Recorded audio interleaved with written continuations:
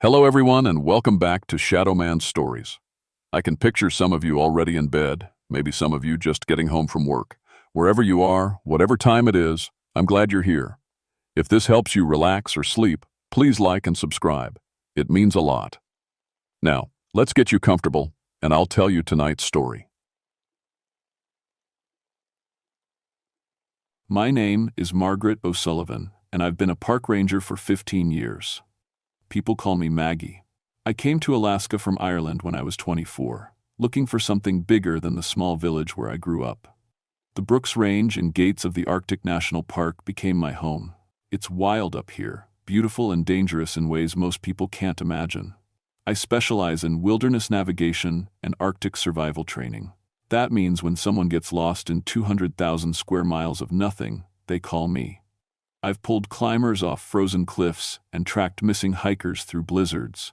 The mountains don't scare me anymore. At least, they didn't until July of 1975.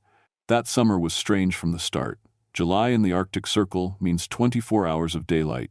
The sun rolls around the sky like a lazy wheel, never quite setting. It should have been bright everywhere, all the time. But there were places, small spots at first, where shadows fell, without anything to cast them. I noticed it first near Midnight Peak, about 30 miles into the backcountry. I was leading a survival training course for new rangers when I saw a patch of darkness under a rocky outcrop. Nothing was blocking the sun. The shadow just sat there, black as winter night, in the middle of endless daylight. "Hey, Maggie," called Tom Winters, one of the trainees. He was a good kid from Montana, eager to learn. "What's that dark spot over there?" I walked closer, feeling something cold crawl up my spine. The shadow had sharp edges, like it was cut from black paper and laid on the ground. When I stuck my hand toward it, the air grew thick and cold. My fingers went numb. "Probably just a trick of the light," I said, pulling my hand back quickly. "The midnight sun can play games with your eyes." But I knew it wasn't that simple. I'd been in these mountains for 15 years. I knew every rock formation, every trick of light and shadow. This was something else. The Gwich'in people who lived in the villages had stories about things like this. They called them chi'ihwai, shadow beings that hunted when they shouldn't exist. Old Emetizia from Arctic Village had tried to warn me about them once. Years ago. I'd smiled politely and changed the subject. I believed in what I could see and touch and measure. I was wrong. We made camp that night near a small lake, the water mirror bright under the endless sun. The other rangers, Tom, Sarah Chen from California, and Big Jim Rodriguez from Texas, sat around our camp stove, sharing stories and coffee. Everything felt normal, the way it should, but I kept looking back toward that shadow under the rocks. It seemed larger now, spreading like spilled ink across the ground. And sometimes, when the wind was quiet, I thought I heard something moving in that darkness. "Maggie?" Sarah's voice snapped me back to the present. "You okay? You look like you've seen a ghost." I forced a smile. "Just tired. Tomorrow we'll head back toward the ranger station. This area is getting too unpredictable." I didn't tell them about the cold feeling in my chest, or how that shadow seemed to pulse like a living thing. I didn't mention that in all my years in the wilderness, I'd never felt watched the way I felt now. That night, I lay in my sleeping bag, listening to the others breathe. The tent glowed soft orange from the midnight sun outside. Everything should have been safe and warm and normal. But somewhere in the distance, I heard what sounded like whispers in the wind. Voices speaking in a language that seemed to bypass my ears and go straight into my bones, filling me with fear I couldn't name. I should have turned back then, should have radioed for evacuation and gotten everyone out of the mountains, but I'm stubborn, always have been. I thought I could handle whatever was out there. I was wrong about that too. The next morning brought our first real proof that something was terribly wrong. Tom was gone. I woke up at what would have been sunrise anywhere else, but here was just another hour of endless daylight. The tent felt too quiet. When I sat up, Tom's sleeping bag was empty, neatly arranged like he'd never been in it. "Tom?" I called softly, not wanting to wake the others. No answer. Sarah stirred in her bag. "What's wrong?" "Tom's not here. Probably just went to relieve himself," but his boots were still by the tent entrance. His jacket hung on a tree branch outside. Nobody goes wandering in the Arctic barefoot, not even to answer nature's call. Jim woke up when we started searching the camp. The three of us spread out, calling Tom's name, looking for footprints in the soft ground around the lake. We found his tracks leading down to the water's edge, then nothing. Just smooth sand and small stones, like someone had brushed away all signs of where he'd gone. "This doesn't make sense," Jim said, crouching by the water. "Tracks don't just disappear." That's when Sarah screamed. We spun around to see her pointing at the shadow under the rocks, the same one I'd noticed yesterday. It had grown during the night, spreading across 20 feet of ground in an impossible black stain. But that wasn't what made Sarah scream. Tom was standing in the middle of it. He stood perfectly still, arms at his sides, staring straight ahead. The shadow surrounded him like thick black water, but he wasn't wet. His skin looked pale, almost gray, and his eyes were completely black. "Tom!" I ran toward him, but stopped when I hit the edge of the shadow. The cold was like walking into a freezer, so sharp it burned. My breath came out in white puffs, even though the air temperature was 60 degrees. "Tom, can you hear me?" He turned his head slowly, like moving through thick syrup. When he looked at me, those black eyes held no recognition, no human warmth, nothing, but endless, hungry darkness. "Help me," he whispered, and his voice echoed strangely, like it was coming from somewhere very far away. "It's so cold here, Maggie. So cold and dark." I reached out, trying to grab his hand and pull him free. The moment my fingers touched the shadow, pain shot up my arm like electricity. The world tilted, and for just a second, I saw something impossible. I was standing in a place that wasn't a place, surrounded by towering walls of living darkness that writhed and whispered in voices that hurt to hear. Things moved in the black, shapes that might have been human once, but weren't anymore. They reached toward me with hands that had too many fingers, and their eyes were holes in reality, showing nothing but hungry void. "Maggie!" Jim's voice yanked me back. I was on the ground beside the shadow, my hand numb and white with cold. Jim and Sarah were pulling me away from the dark edge. When I looked up, Tom was gone. The shadow was smaller now, maybe 10 feet across, but it pulsed like a heartbeat, and somewhere in its depths, I could swear I heard Tom calling my name. "We need to get out of here," Sarah said, her voice shaking. "Right now, this place is wrong." "We can't leave Tom," I said, though every instinct I had was screaming at me to run. "That wasn't Tom," Jim said quietly. "I've seen enough dead men to know. Whatever that was, it wasn't human anymore." I wanted to argue, but deep down I knew he was right. The thing in the shadow had Tom's face and voice, but not his soul. Something had taken that away. We broke camp in 20 minutes, throwing gear into packs with hands that shook. I tried the radio, hoping to reach the ranger station, but got only static. The emergency beacon showed no signal. We were cut off, alone in the mountains with something that could steal people and wear their faces. As we hiked away from the lake, I looked back once. The shadow had grown again, spreading like a stain across the bright landscape.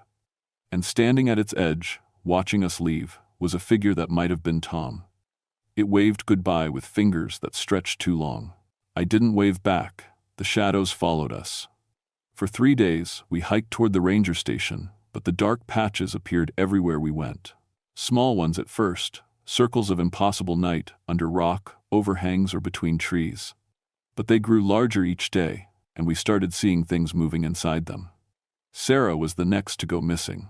We'd made camp in a valley I knew well, one I'd used dozens of times before. Rocky walls on 3 sides, one way in and out, fresh water from a mountain stream. It should have been safe. I was on first watch when I heard her screaming. The sound came from everywhere at once, echoing off the valley walls like she was trapped in a cave. Jim and I grabbed our flashlights and ran toward her tent. But it was empty. Her sleeping bag was shredded, torn apart by something with very sharp claws. "Sarah," I called into the darkness. "Here," came her voice, weak and far away. "Down here." I followed the sound to a crack in the valley floor that I'd never noticed before. It was narrow, maybe 3 feet wide, dropping down into black nothing. Cold air flowed up from the depths, carrying a smell like old metal and decay. I fell. Sarah's voice drifted up from below. "I think my leg is broken. Can you get me out?" Jim appeared beside me with rope and climbing gear. "How deep?" he called down. "Maybe 30 feet. There's a ledge here, but... Her voice got strange, distant. Maggie, there are things down here, moving things. I clipped into the rope and started down. The walls of the crack were smooth, like they'd been melted rather than broken. My flashlight beam seemed to die just a few feet away, swallowed by darkness thicker than it should be. I found the ledge she'd mentioned, but Sarah wasn't there. Instead, I found her backpack, torn open and scattered. Her water bottle, cracked and empty. A few pieces of her torn clothing, and carved into the stone wall in letters that looked burned rather than cut. She is with us now. Sarah, I called into the deeper darkness below. Something answered, but it wasn't Sarah. It was a sound like wind through broken glass, like whispers in a language that predators might speak. And underneath it, barely audible, I heard Sarah crying. Not with pain, but with a despair so deep it made my bones ache. The rope jerked above me. Jim was pulling me up fast, shouting something I couldn't quite hear over the noise rising from below. I let him haul me to the surface, and we ran back to camp without looking at the crack again. But I could still hear Sarah calling my name as we packed our gear in the pale midnight light. By the fourth day, it was just Jim and me. He tried to stay strong, but I could see the fear in his eyes. We both knew we weren't going to make it to the ranger station. The shadows were everywhere now, covering whole sections of the mountainside. They moved when we weren't looking directly at them, flowing like spilled oil across the landscape, and we could see people in them. Tom and Sarah stood together in a shadow that stretched between two peaks, waving at us with movements that were almost right, but not quite. Their faces were too pale, their smiles too wide. When they called our names, their voices layered together in harmony no human throat could make. "Don't look at them," I told Jim. "Don't listen." But he was already slowing down, his head turning toward the shadow people. "Jim, no. They look so sad, Maggie," he said, his voice dreamy. "We should help them." I grabbed his arm, but he was stronger than me. He walked toward the nearest shadow like he was in a trance, and I couldn't stop him. At the dark edge, he paused and looked back at me. "Tell my doc, wife I tried to come home," he said in his own voice. Then he stepped into the darkness and was gone. Now it was just me, alone in the mountains, with shadows that moved on their own and dead friends who wanted me to join them. I had maybe a day's worth of food and water left. The radio still gave only static. My GPS showed impossible readings, locations that put me hundreds of miles from where I should be. The sun rolled around the sky in its endless circle, but somehow there was darkness everywhere. I made a decision. Instead of running toward the ranger station, I turned back toward Midnight Peak, where this had all started. If these things had come from somewhere, maybe I could find a way to send them back. Maybe I could save my friends, or maybe I was just tired of running. As I climbed higher into the mountains, the shadows grew thicker and the whispers grew louder. Behind me, following at a distance I could feel but not measure, came the pale figures of Tom and Sarah and Jim, walking in perfect silent step, waiting for me to get tired enough to join them. The source was at the top of Midnight Peak. I climbed for 6 hours through terrain that shifted when I wasn't looking directly at it. Paths appeared and disappeared. Rocky ledges moved like living things.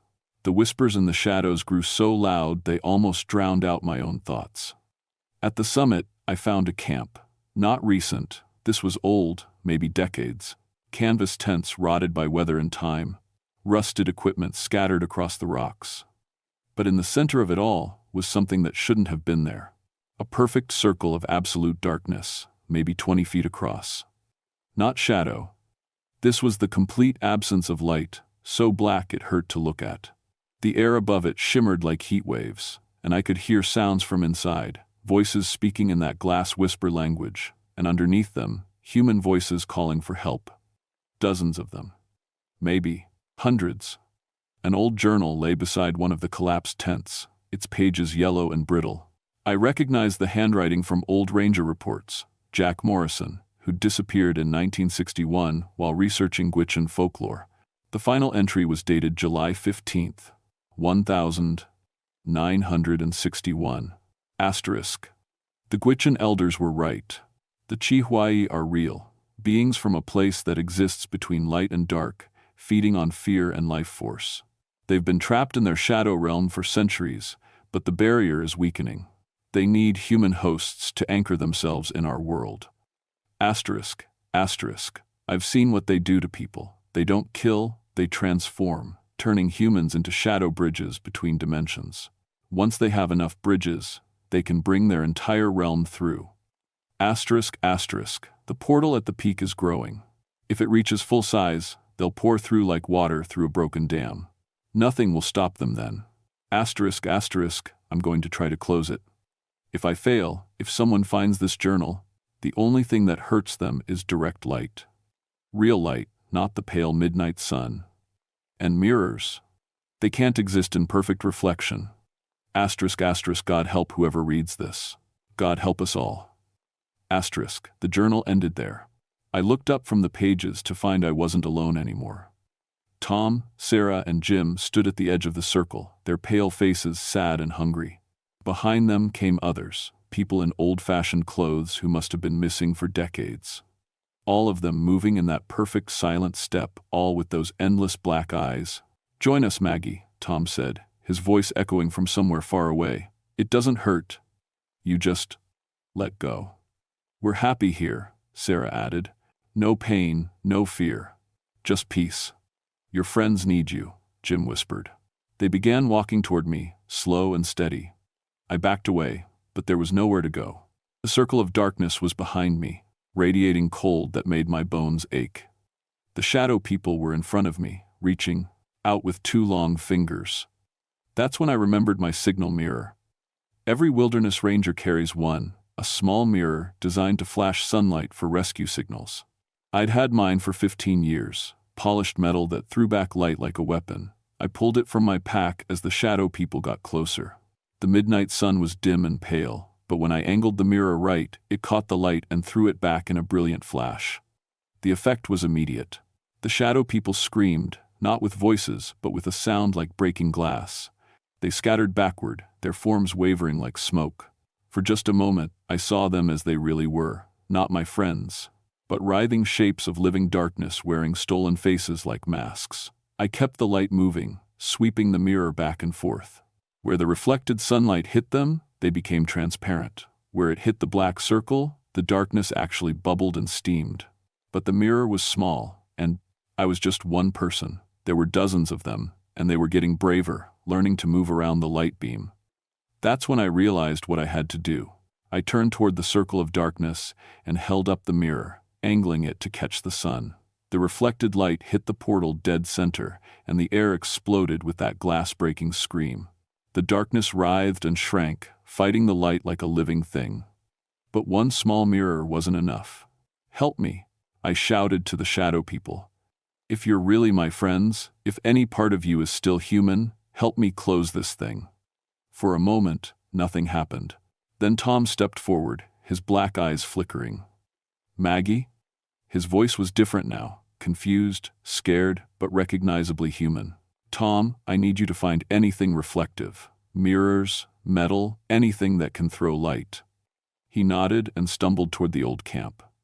The other shadow people watched us, uncertain. Some flickered between their dark forms and more human shapes, as if they were fighting an internal war. Tom came back with pieces of polished metal from the old equipment, a steel pot, a broken compass, bits of machinery. I showed him how to angle them to catch the sun, and slowly we built a wall of reflected light. The portal shrieked and contracted.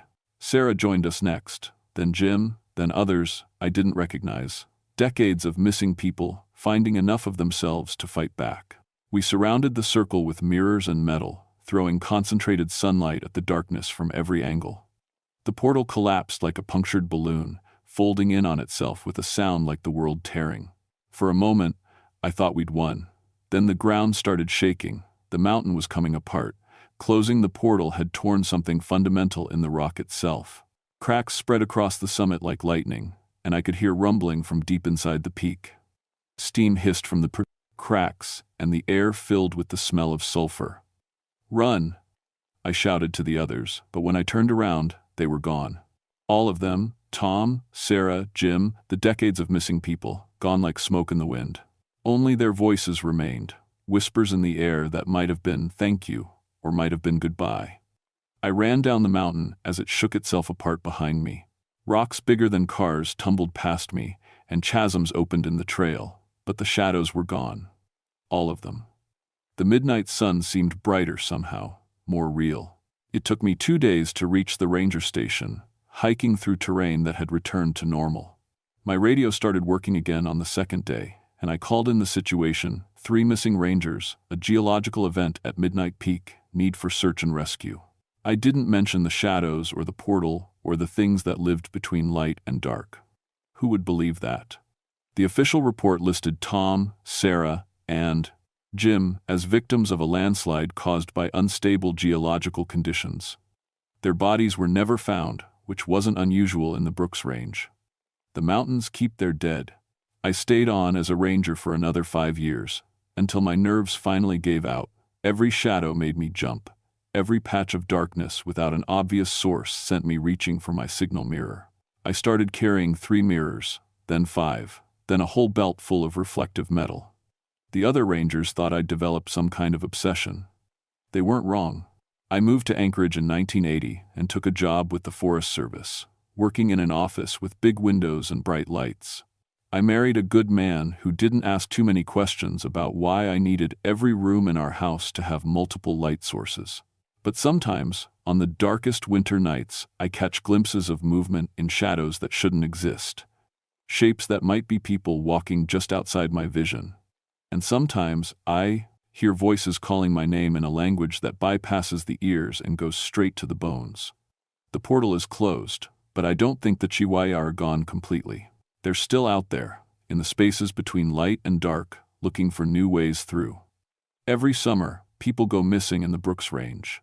Hikers, climbers, researchers studying the midnight sun. The official explanations are always reasonable. Bear attacks, falls, exposure, getting lost in the wilderness. I know better. I keep my mirrors polished and my story to myself. Because some truths are too dangerous to share, and some darkness is too hungry to risk feeding with attention. But I'm writing this down now, 30 years later, because I'm old and my hands shake and I won't be able to hold a mirror steady much longer. Someone needs to know. Someone needs to be ready. If you ever find yourself in the Brooks Range during the midnight sun, and you see shadows that exist without something to cast them, turn around, leave immediately. Don't try to help anyone you find standing in those shadows, no matter how much they look like people you know. And whatever you do, don't listen to them when they call your name.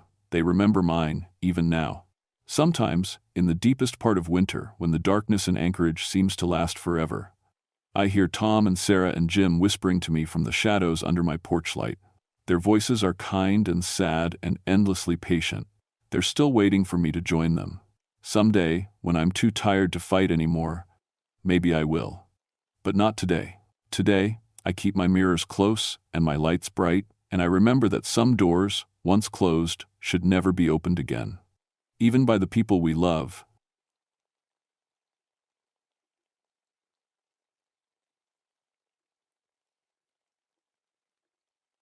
My name is Thomas Brightfeather, but everyone calls me Tom.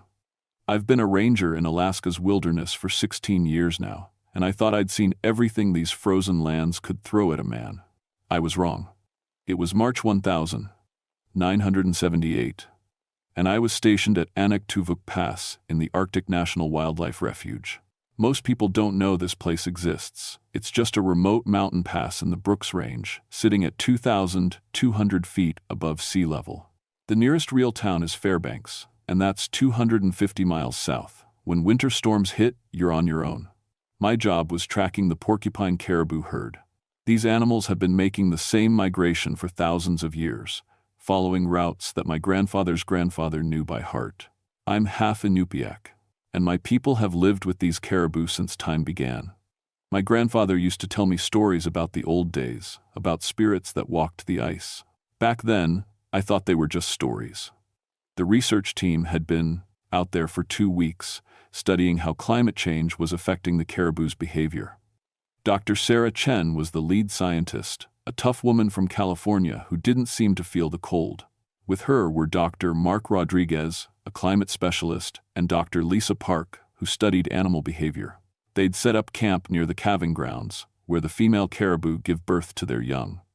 Everything was normal until the storm hit. I remember the morning clearly. The radio crackled to life just as I was drinking my coffee. It was Dr. Chen's voice, but she sounded different. Scared. "Base camp, this is Research Team Alpha. We've got a situation here." "Go ahead, Alpha," I replied, setting down my cup. Outside my cabin, the wind was picking up. Dark clouds were rolling in from the north. "Something's been following the herd. We found tracks this morning. They're huge, bigger than any grizzly bear I've ever seen. But they're the wrong shape. It looks like something with multiple legs." I frowned. "Could be a wolf pack. The snow can make tracks look strange."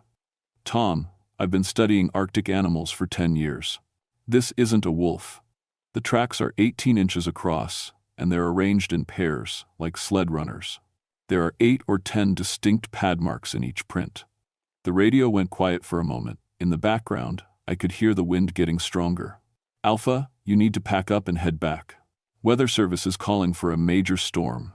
Temperatures could drop to -40. "We're not done with our research," Dr. Rodriguez's voice came through. "We need another week at least." "Listen to me," I said, looking at my weather instruments. The barometric pressure was dropping fast. "This isn't California weather. This storm could last for days. You could die out there." There was static, then Dr. Chen again. "Tom, there's something else. The caribou are acting strange. They keep looking over their shoulders, like something's hunting them. The mothers are keeping their calves close. I've never seen them this nervous." That's when the first real gust of wind hit my cabin, rattling the windows. I looked outside and saw snow beginning to fall.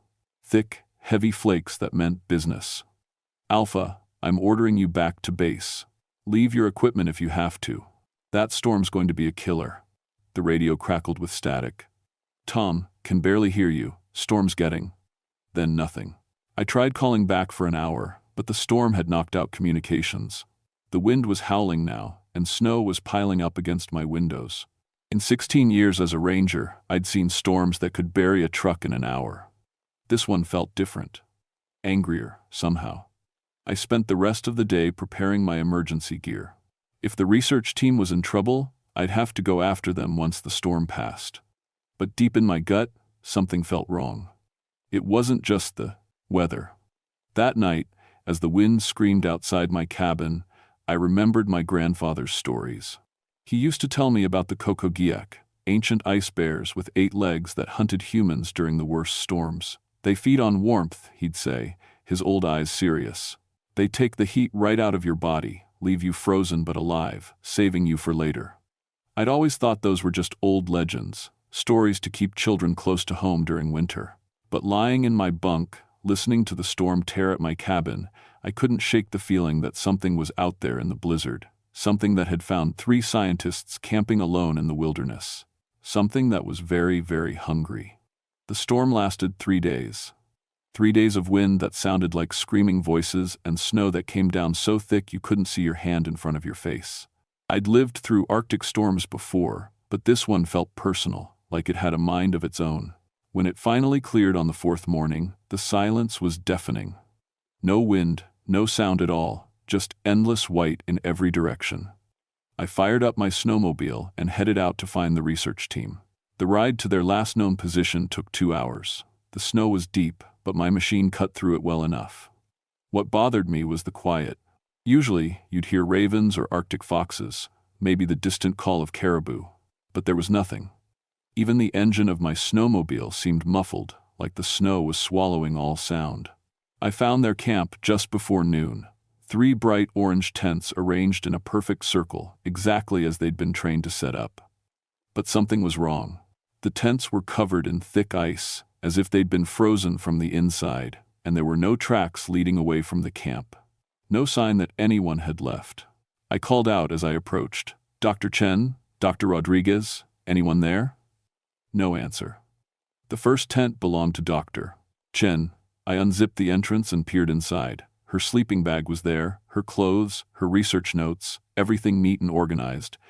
But no Dr. Chen. The inside of the tent was coated with ice crystals, and the temperature felt even colder than outside. The second tent was the same. Dr. Rodriguez's gear was all there, but no sign of him. The third tent was Dr. Park's, and it was empty too. But in this one, I found something that made my blood run cold. Her video camera was still running. I picked it up with numb fingers and rewound the tape. The last recording was from 3 nights ago, during the storm. "Doctor," Park's face appeared on the small screen, pale and frightened. "It's the second night of the storm," she was saying, glancing nervously at the tent walls. "We're hearing things outside, footsteps in the snow, but they don't sound right, too heavy, too rhythmic. Like something big is walking around our camp." The video shook as wind hit the tent. In the mode, background, I could hear a sound that made my skin crawl, a low rumbling like a giant cat purring.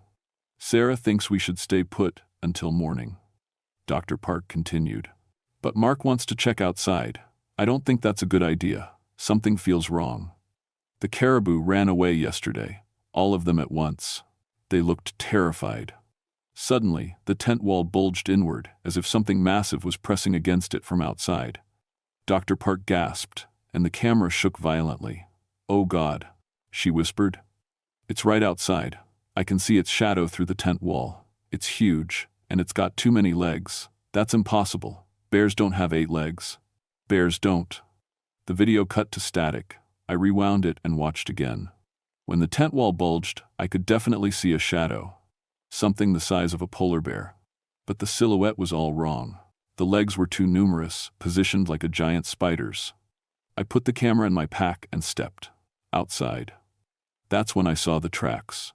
They circled the camp in a wide ring, and Dr. Chen had been right. They were unlike anything I'd ever seen. Each print was nearly 2 feet across, with 8 distinct pad marks arranged in pairs. The depth suggested something incredibly heavy, but the spacing between prints was too wide for any normal animal. Whatever made these tracks had been moving with impossible grace across the snow. I followed the trail for about 50 yards before it just stopped. Not like the animal had walked away in a different direction. The tracks simply ended, as if whatever made them had vanished into thin air. That's when I heard it, the same low rumbling sound from Dr. Park's video. It seemed to come from everywhere at once, vibrating up through the snow and into my bones. I spun around, looking for the source, but saw nothing but empty white landscape. The sound stopped as suddenly as it had started. I keyed my radio, hoping the storm hadn't damaged the equipment back at base. "Base camp, this is Brightfeather. I need immediate backup at the research site. The team is missing, and we have unusual circumstances." Static answered me. I tried again, adjusting the frequency. Nothing. Either the storm had knocked out communications, or something was jamming the signal. That's when the temperature dropped. I don't mean it got a little cooler. I mean the temperature plummeted 20 degrees in about 10 seconds. My breath started coming out in thick clouds, and I could feel the moisture in my nose beginning to freeze. This wasn't natural weather. This was something else. Behind me, I heard the soft whisper of something large moving through snow. I turned slowly, my hand moving to the rifle on my back. About 100 yards away, barely visible against the white landscape, something was watching me. It was pale, massive, and definitely not a polar bear. For just a moment, I saw it clearly, a creature the size of a small truck, covered in thick white fur, standing on 8 powerful legs. But the strangest thing was its eyes. They glowed with a cold blue light, like the heart of a glacier. We stared at each other for what felt like forever. Then, without moving its legs, the creature began to sink into the snow. Not like it was digging or burrowing, just sinking, as if the ground was becoming liquid beneath it. In seconds, it was gone. I stood there for a long time, trying to convince myself I'd imagined it. Hypothermia can cause hallucinations. Stress can make you see things. But the tracks were real. The missing scientists were real. And somewhere deep in my bones, I could still feel that rumbling sound. I climbed back on my snowmobile and started the engine. Whatever had happened to the research team, I wasn't going to figure it out standing in the open. I needed help, equipment, and probably a lot more ammunition. As I rode away from the empty camp, I kept looking over my shoulder. The white landscape looked normal now, peaceful even, but I couldn't shake the feeling that something was following me, staying just out of sight, watching my every move. That night, back in my cabin, I pulled out my grandfather's journal. He'd written down many of the old stories, including detailed accounts of the Kokogiak. According to the legends, they appeared during the worst storms, when the barrier between worlds was thin. They fed on human warmth, but they didn't kill quickly. They kept their prey alive, frozen but conscious, saving them for when the hunger grew too strong. I read until dawn, and by morning, I knew two things for certain. My grandfather's stories weren't legends, and somewhere out in the frozen wilderness, 3 people were still alive but wishing they weren't. Help arrived the next afternoon in the form of Jake Morrison, another ranger from the Fairbanks district. Jake was a good man, steady, experienced, and not easily rattled. I'd specifically asked for him because I knew he wouldn't panic when I told him what I'd seen. "So let me get this straight," Jake said as we prepared our gear. "You think this thing is some kind of supernatural ice bear with 8 legs? I think something took 3 scientists, and the tracks don't match any known animal," I replied carefully. "Whatever it is, it's dangerous, and it's still out there." Jake nodded, checking his rifle. "Fair enough. Weird things happen in the wilderness. I once tracked what I thought was a pack of wolves for 3 days, only to find out it was one injured grizzly walking in circles." But I could see the doubt in his eyes. He thought the isolation was getting to me. We set out at first light, taking Jake's helicopter to cover more ground. From the air, the landscape looked even more desolate, endless white broken only by the dark line of the mountain pass. We flew in expanding circles, looking for any sign of the missing team. It was Jake who spotted the first body. "Down there," he said, pointing toward a cluster of ice formations about 5 miles from the original camp. "Something orange in that cave." We landed nearby and approached on foot. The cave was shallow, carved into a hillside by centuries of wind and water. Inside, we found Dr. Sarah Chen. She was alive. That should have been good news. But it wasn't. Dr. Chen was sitting upright against the back wall of the cave, her eyes open, breathing slowly. But when I checked her pulse, her skin was ice cold.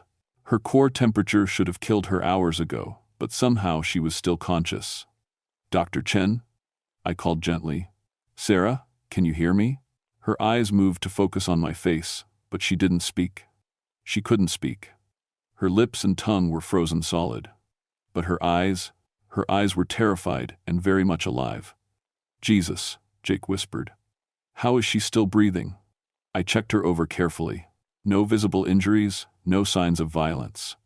But her body temperature was so low that by all medical knowledge, she should have been dead.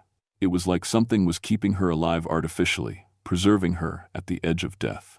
"We need to get her to a hospital," Jake said, reaching for her. "Wait." I grabbed his arm. "Look at the cave walls. The ice formations weren't natural. They formed perfect spirals and geometric patterns, too precise to be created by wind or water. And in the deepest part of the cave, carved into the ice itself, were symbols that I recognized from my grandfather's journal. Ancient Inupiaq, markings used to bind spirits. "This is a feeding cache," I said quietly. "She's not here by accident. Something put her here." That's when we heard the rumbling. It started low and distant, but quickly grew closer. The ice formations in the cave began to vibrate, creating a haunting musical sound. Jake grabbed his rifle, and we both moved toward the cave entrance. Outside, the world had changed. What had been clear skies moments before was now filled with swirling snow, even though there was no wind. The snow moved in patterns, forming spirals and walls that seemed to close in around us. "The helicopter," Jake said. But when we looked toward where we'd landed, our aircraft was gone. Not destroyed or moved, simply gone, as if it had never existed. That's when I saw them. 3 shapes moved through the swirling snow, each one massive and pale. They didn't walk like normal animals. Instead, they seemed to flow over the snow, their 8 legs moving in perfect coordination. As they got closer, I could see their eyes, cold blue lights that cut through the supernatural storm. "My God," Jake breathed. "What are those things?" "Kokogiak," I said, remembering my grandfather's words. "Ice walkers. They hunt during storms, feed on human warmth." The largest of the 3 creatures stopped about 50 feet away. When it spoke, the voice was like breaking glaciers, deep and ancient. "You have come for the warm ones?" It said in a dialect of Inupiaq, so old I barely understood it. "They are ours now. Their heat feeds us through the long cold." "Where are the other 2? I called back in English, hoping it would understand. "Safe in the ice, as this one will be safe. As you will be safe when your warmth joins ours." The creature began to move toward us, its 8 legs carrying it across the snow with impossible grace. Behind it, the other 2 Kokogiaks spread out to surround the cave. I pulled out my grandfather's seal oil lamp, one of the few things I'd brought from the old traditions. My hands were shaking, but I managed to light it with a waterproof match. The moment the flame appeared, all 3 creatures stopped moving. The blue light in their eyes flickered, and the largest one let out a sound like ice cracking under pressure. "The old fires," it hissed. "The binding. Flames. You carry the blood of the shamans." "I carry the blood of the Inupiaq people," I said, holding the lamp higher. "And you don't belong in this world." But even as I spoke, I could see more shapes moving in the snow. The 3 in front of us weren't alone. There were others, maybe a dozen, circling through the storm like a pack of wolves. Jake had gone pale beside me. "Tom, there are too many of them. Even if that lamp thing works, we can't fight them all." He was right. We were outnumbered and surrounded, trapped in a cave with a victim who couldn't be moved. And somewhere out in the supernatural storm, 2 more scientists were waiting in ice caches, kept alive for the creature's convenience. The largest Kokogiak spoke again, and this time its voice was closer to human speech. "Give us the warm one behind you, and we will make your deaths quick. Fight us, and you will join our preserved ones, alive in the ice until the world ends." I looked at Dr. Chen, sitting motionless against the cave wall, her terrified eyes the only sign of life left in her frozen body. Then I looked at Jake, who was checking his ammunition with the grim expression of a man who knew he was about to die. The storm was getting stronger, and the circle of blue eyes was getting closer. Whatever I was going to do, it had to be now. I reached into my pack and pulled out my grandfather's journal, opening it to a page covered with protection symbols and ancient words. I'd memorized these chants as a child, never thinking I'd need them. But as I began to speak the old words, my grandfather's voice seemed to echo in my mind, and for the first time since finding the empty camp, I felt hope. The Kokogiak might be ancient and powerful, but they weren't the only old things in this wilderness. The spirits of my ancestors had fought these creatures before, and they'd won. The question was, would they help me? The ancient words felt strange in my mouth, like speaking a half-remembered language from childhood dreams. But as I chanted the protection ritual my grandfather had taught me, something began to change in the cave. The seal oil flame grew brighter, casting dancing shadows on the ice walls. The geometric patterns carved into the ice started to glow with a warm, golden light. And for just a moment, I could swear I felt my grandfather's presence standing beside me. The Kokogiak reacted immediately. The largest one reared back on its hind legs, revealing a body that was both bear-like and wrong. Too long, too angular, with fur that seemed to shift between white and translucent. Its roar shook the cave, sending chunks of ice crashing down around us. "The blood remembers," it snarled in its broken English. "But blood alone is not enough, shaman's child. You are weak, untrained, your ancestors' power fades." As if to prove its point, the creature gestured with one massive paw. Instantly, the temperature in the cave dropped, another 30 degrees. Jake's breath became visible in thick clouds, and frost began forming on our gear. "Jake," I said through chattering teeth, "when I give the word, grab Dr. Chen and run for that outcropping of rocks to the north. Don't look back. What about you? Someone has to hold them off." But before Jake could argue, we heard new sounds from deeper in the cave system. Human voices, weak but alive. Dr. Rodriguez and Dr. Park were here somewhere, probably in ice caches like the one Dr. Chen had been placed in. They're all here, I realized. This whole cave system is a feeding ground. The largest Kokogiak tilted its massive head, and I saw something that chilled me more than the supernatural cold: intelligence. This wasn't just a predator. It was thinking, planning. "You understand now?" it said. "We do not simply hunt, we preserve. Your kind has brought change to the ice, disrupted the old patterns. The world grows warm, and we grow hungry. So we adapt." Another gesture, and the storm outside intensified. Through the swirling snow, I caught glimpses of more caves, more ice formations. This wasn't just a feeding ground, it was a storage facility. How many people had the Kokogiak taken over the years? How many victims were frozen alive in these caves, waiting to be consumed? Your scientists study the changing ice, the creature continued. They do not understand that some changes wake things that should sleep forever. We were the guardians once, keeping the balance. Now we are the hungry ones, and the hunger never ends. That's when I understood. These weren't just monsters from old legends. They were something else. Guardians turned predator, protectors corrupted by the very changes they once fought against. You were shamans once, I said, the realization hitting me like a physical blow. Human shamans who bound themselves to the ice spirits. The creature's blue eyes flickered. Clever child, yes, we were your people once. We chose the binding, accepted the transformation to protect the balance. But the balance is broken now, and we are broken with it. Behind the creature, I could see the others moving closer. But something else was happening too. The northern lights were beginning to appear in the sky above the cave, even though it was the middle of the day. Bands of green and blue light danced across the storm clouds, and with them came a feeling of presence. Not malevolent like the Kokogiak, but ancient and watchful. The ancestors come, Jake whispered, staring at the lights. He was right. I could feel them now, generations of Inupiaq spirits, drawn by the old words and the seal oil flame. My grandfather's voice was strongest among them, but there were others too. Shamans and hunters and mothers who had fought to protect their people from threats both natural and supernatural. The largest Kokogiak sensed them too. Its head swiveled upward, and for the first time, it looked uncertain. They cannot help you, it said. But there was doubt in its voice. We are bound to the ice itself. We are part of this land now.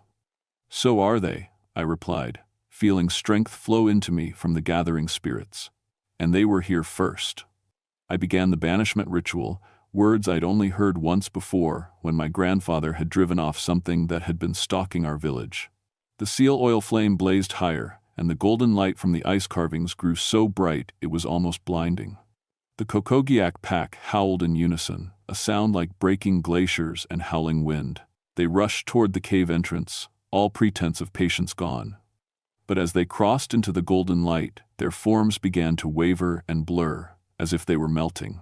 The largest one fought against the banishment, its massive form solidifying and dispersing with each word I spoke. You cannot send us back. We are needed here. The ice needs guardians. The ice has guardians, I said, feeling my grandfather's hand on my shoulder, feeling the presence of every ancestor who had ever stood against the darkness. But you're not them anymore. You're just hungry. With the final word of the banishment, the golden light exploded outward from the cave. The Kokogiak pack dissolved into mist and snow, their howls fading into the wind. The supernatural storm died away, leaving only natural sunlight and the peaceful silence of the Arctic. I rushed to Dr. Chen, checking her pulse. It was weak but steady, and her body temperature was slowly beginning to rise. Jake was already moving deeper into the cave system, following the sounds of the other survivors. Tom, he called. I found them. They're alive but really cold. We need to get them warm fast. As I helped carry the 3 scientists out of the caves, I looked up at the fading northern lights. The ancestors were departing, their work done, but I could still feel their approval. The balance had been restored, at least for now. But as we loaded the survivors into the rescue helicopter that appeared overhead just as the banishment finished, I couldn't shake the feeling that this wasn't over. The Kokogiak had spoken of changes, of disruptions to the old patterns. Climate change was real, and it was waking things that had slept in the ice for thousands of years. We'd won this battle, but there would be others. The world was changing, and not everything that emerged from the melting ice would be friendly. The official report listed it as a case of severe hypothermia brought on by exposure during an unexpected storm. All 3 scientists recovered fully, though they had no memory of their time in the ice caves. The doctors called it trauma-induced amnesia, and I didn't correct them.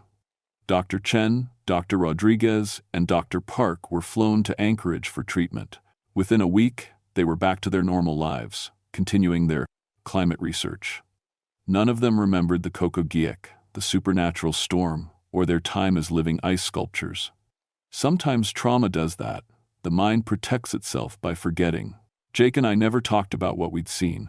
There's an unspoken rule among people who work in remote places. Some stories don't get told. Some truths are too strange for the outside world. But I know Jake remembers every detail, just like I do. Sometimes I catch him looking at the horizon during winter storms, watching for shapes that shouldn't be there. I kept my grandfather's journal and added my own entries. The Kokogiak had been banished, but they hadn't been destroyed. They were part of the ice itself now, and as long as there was ice in Alaska, they would exist somewhere in the spaces between real and unreal. What worried me more were the creature's words about change and disruption. Over the following months, I started tracking unusual incidents across Alaska, hunting parties that disappeared without trace, researchers who reported impossible animal behavior, entire villages that went dark during winter storms only to return to normal with no memory of what had happened. The patterns were spreading. I began working more closely with the tribal elders, learning protection rituals that had been passed down for generations. The old knowledge was still out there, kept alive by people who understood that some things in the wilderness were older and stranger than science could explain. 3 years later, I was promoted to Chief Ranger for the entire Brooks Range region. I used my new authority to establish what I called cultural liaison protocols, regular consultations with indigenous communities about unusual wildlife behavior. On paper, it looked like progressive environmental policy. In reality, it was an early warning system for supernatural activity. The climate kept changing, and the ice kept melting. Every spring brought new reports of strange tracks, unusual animal behavior, and unexplained disappearances. Most could be explained by normal causes, but not all. I investigated each case personally, carrying my grandfather's seal oil lamp and the protection chants that had saved my life. Some things I could handle alone. Others required help from the tribal shamans, the few who still remembered the old ways. We developed a quiet network of people who understood that Alaska's wilderness held more than just bears and wolves. The hardest part was the isolation. I couldn't tell my family what I'd seen, couldn't share the burden with friends who wouldn't understand. But I had to keep watching, keep protecting people who would never know how much danger they were in. On cold nights, when the aurora borealis dances across the sky, I sometimes feel my grandfather's presence. He's proud of me, I think. Proud that I'm carrying on the old responsibilities, keeping the balance between worlds. But he's also worried. We all are. The ice is melting faster every year, and with each cubic mile of ancient permafrost that disappears, something else might wake up. The Kokogiak were just the beginning. There are older things sleeping in the deep ice, things that have been frozen since before humans walked the earth. Climate change isn't just about rising sea levels and changing weather patterns. It's about awakening an entire world that was meant to stay buried. I'm 53 now, and I've trained 3 younger rangers in what I call wilderness awareness protocols. They don't know the whole truth yet, but they're learning to recognize the signs, to spot the patterns that mark supernatural activity. When I retire, they'll take over the watch. Because someone has to watch, someone has to be ready when the next storm comes, when the next ancient thing crawls out of the melting ice and decides that humans look like good eating. My grandfather used to say that every generation produces those who stand between the everyday world and the hungry dark. For my generation, in my little corner of Alaska, that someone turned out to be me. I just hope I'm enough.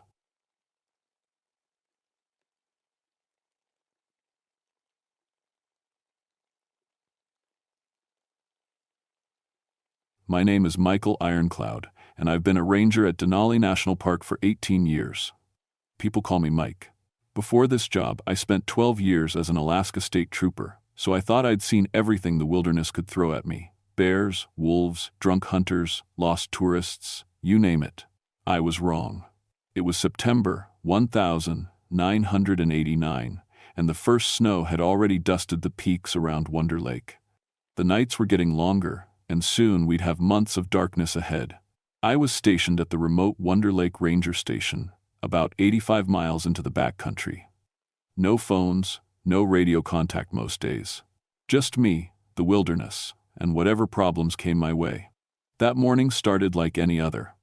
I was drinking coffee and checking my equipment when I heard the sound of an engine struggling up the dirt road. A green pickup truck pulled up, and Dr. Sarah Mitchell from the University Research Station climbed out. She looked rattled, which was unusual. "Sarah, had been studying wolves in the park for 5 years and wasn't easily spooked. "Mike, we need to talk," she said, not even waiting for me to invite her inside. "Something attacked our station last night." I poured her coffee and sat down. "Bears getting into your food again?"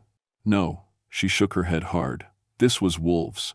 But Mike, they weren't acting like any wolves I've ever seen. I'd dealt with problem wolves before. Sometimes a pack would get too comfortable around humans and need to be relocated." "What happened exactly?" Sarah wrapped her hands around the coffee mug. "They came right up to our cabins, coordinated, like they had a plan. 3 of my people got hurt trying to get from the lab to the main building. The wolves surrounded them, cut off their escape routes." That did sound strange.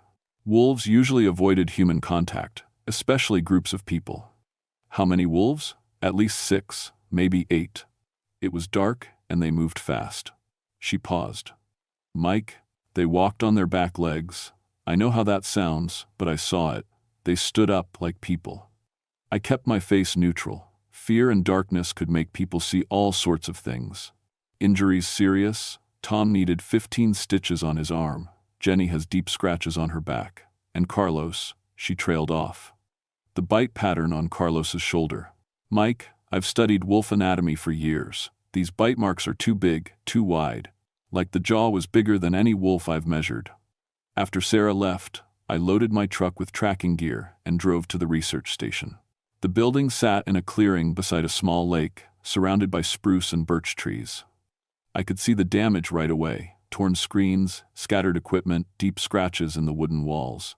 The tracks told a story that made my skin crawl. I'd tracked wolves across Alaska for 2 decades, and these prints started normal enough: 4 pads, claws, the right size. But then, about 50 yards from the buildings, they changed. The front paws became longer, more like hands. The back paws showed heel strikes, like something walking upright. I followed the trail into the woods. Every 100 yards or so, the tracks would shift from 4-legged to 2-legged and back again. It was impossible, but the evidence was right there in the soft earth. As the sun set behind the mountains, I felt something I hadn't experienced since my first week as a trooper 20 years ago: the cold certainty that I was in over my head. The next morning brought news that made my blood run cold. 2 backcountry photographers had been attacked during the night, about 10 miles south of the research station. One was dead. I drove to the scene with Jim Torres, another ranger who'd come up from headquarters.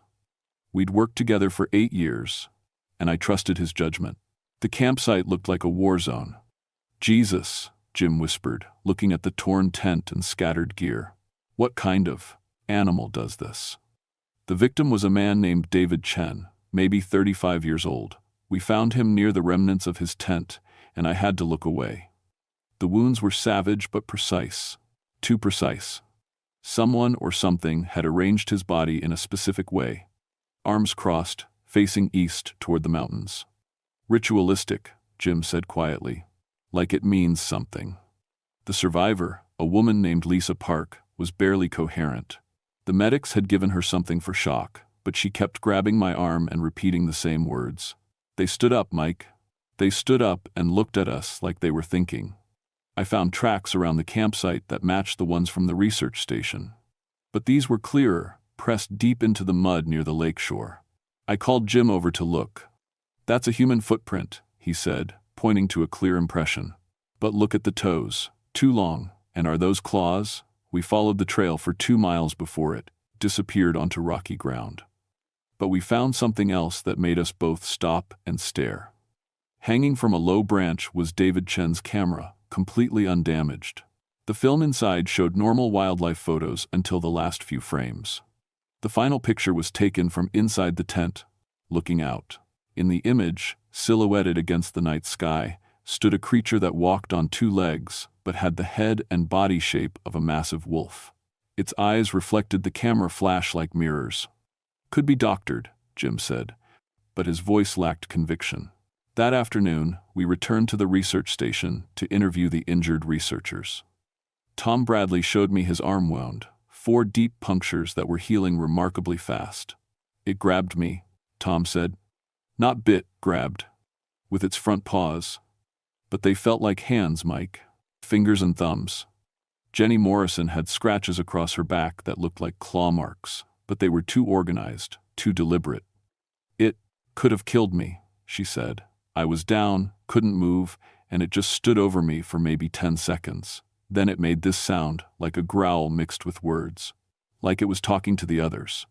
Carlos Vega's shoulder wound was the most disturbing. The bite pattern showed canine teeth, but the jaw span was nearly 8 inches, twice the size of the largest wolf on record. "They were hunting us," Carlos said. "Not like animals hunt, but like people hunt. They had a plan, cut off our escape routes, work together. The big one, the leader, it looked right at me before it bit down. I swear it smiled. That night, I sat in my cabin cleaning my rifle and thinking about what I'd seen. 18 years in these mountains, and I'd never encountered anything like this. The tracks, the wounds, the behavior, it all pointed to something that shouldn't exist. Around midnight, I heard howling from the direction of Wonder Lake. But mixed in with the wolf calls was something else, sounds that almost sounded like human voices, speaking words I couldn't quite make out. I grabbed my flashlight and stepped onto my porch. The forest was silent except for those distant calls. As I listened, the voices became clearer. They were speaking English. "Mike, Ironcloud," the voice carried across the water. "We know you're there." I don't embarrass easily, but my hands shook as I went back inside and locked the door. The attacks escalated over the next week. 3 more incidents, each more brazen than the last. A hunting party found their truck surrounded by the pack, tires slashed, windows broken, gear scattered. A family camping near Kontishna had their food cache raided, but the creatures had opened canned goods with tools, not claws. I called for backup from headquarters, but the response was bureaucratic nonsense. Unusual predator behavior, they called it. Implement standard wolf management protocols. They had no idea what we were dealing with. Dr. Sarah Mitchell joined me on patrol, bringing her expertise in wolf behavior. What we found defied everything she knew about wildlife. "Look at this," she said, kneeling beside a creek where the pack had been drinking. The mud showed clear handprints alongside wolf tracks. "Opposing thumbs, Mike. Wolves don't have opposing thumbs." We followed the trail to a clearing where we found something that made us both stop in our tracks. The pack had built something. A crude shelter made from branches and animal hides, constructed with intelligence and planning. Inside, we found human belongings, clothing, tools, camping gear, all arranged with care. "They're not just hunting," Sarah whispered. "They're collecting, learning." That evening, we interviewed Maria Santos, a wildlife photographer who'd survived an encounter the previous night. She was calm, professional, and absolutely terrified. "I was in my truck, telephoto lens focused on a moose across the meadow," she said. "Then I noticed movement in my peripheral vision. 7 of them, moving through the trees in formation, not random, they had specific positions, like soldiers." She showed us her photographs. The images were crystal clear. Massive wolves walking upright, using their front limbs like arms, carrying what looked like primitive spears. "The leader came right up to my truck," Maria continued, "stood on its hind legs and looked through the windshield. Then it did something impossible. It traced letters in the dust on my hood. It wrote 'Go away' in perfect English." Sarah and I exchanged looks. "You're sure about that?" I asked. "I have pictures of the writing. But Mike, that's not the worst part. When it wrote those words, it looked right at me and spoke. It said my name." The next day brought our first fatality directly witnessed by survivors. A research team from the university had been taking soil samples near the Teklanika River when the pack attacked in broad daylight. Dr. Rebecca Foster called me on her satellite phone, sobbing and barely coherent. "They took Dr. Hansen," she cried, "right in front of us. But Mike, they didn't just attack him. They spoke to him first. In English, they knew his name, knew he was the team leader. We found Dr. Hansen 3 hours later, or what remained of him. Like David Chen, his body had been arranged carefully, almost ceremonially. But this time, the pack had left a message carved into a nearby tree trunk. Last warning. That night, I made a decision that probably saved my life. Instead of staying at the ranger station, I drove to a ridge overlooking Wonder Lake and set up an observation post with night vision equipment. What I saw through those scopes changed everything I thought I knew about the natural world. The pack emerged from the forest around midnight, 8 massive shapes moving with purpose toward the research station. In the green glow of night vision, I could see them clearly. They walked upright most of the time, occasionally dropping to 4 legs when terrain demanded it. The largest one, obviously the leader, was carrying what looked like a makeshift spear. They surrounded the research station and began making sounds, not howls, but calls that sounded increasingly like human speech. I could make out words, "Come out, we want to talk." Then the leader did something that made me nearly drop the scope. It stood directly in front of the main building and spoke in clear, loud English. "Dr. Mitchell, we know you're inside. We've been watching you study us. It's time we studied you." Through the station windows, I could see lights flickering as the researchers moved around inside. The pack waited patiently, like they had all the time in the world. After an hour, they melted back into the forest as silently as they'd come. But they'd made their point. This wasn't random predation anymore. This was intelligent, organized, and personal. The confrontation came 3 days later. I was checking trail cameras near Wonder Lake when I heard my name called from the forest. Not shouted, spoken calmly, like someone calling me for dinner. "Mike, Ironcloud. We want to meet." I drew my rifle and turned toward the voice. He stepped out of the tree line about 30 yards away, and I finally got my first clear look at what we'd been tracking. He stood 7 feet tall on his hind legs, covered in thick gray fur that lightened to silver around his face. His head was lupine but larger, with a more prominent forehead and eyes that held unmistakable intelligence. When he spoke, his muzzle moved to form words with remarkable clarity. "Don't be afraid," he said. "I want to talk. My name is Robert Chen." The name hit me like a physical blow. Robert Chen had been a researcher at the university 3 years ago.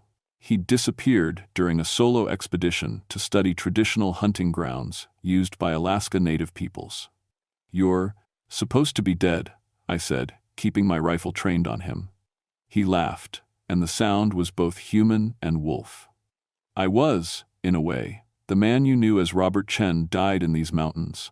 I became something better." "What are you?" "We call ourselves Adlet," he said. "It's an old Inupiaq word. It means those who are both. We are what humans become when they embrace their true nature."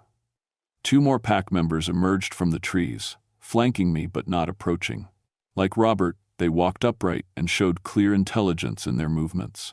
"The others in your pack," I said. "They're transformed humans too?" "My research team," Robert confirmed. "We found something in the mountains, Mike, an ancient place where the barriers between worlds are thin.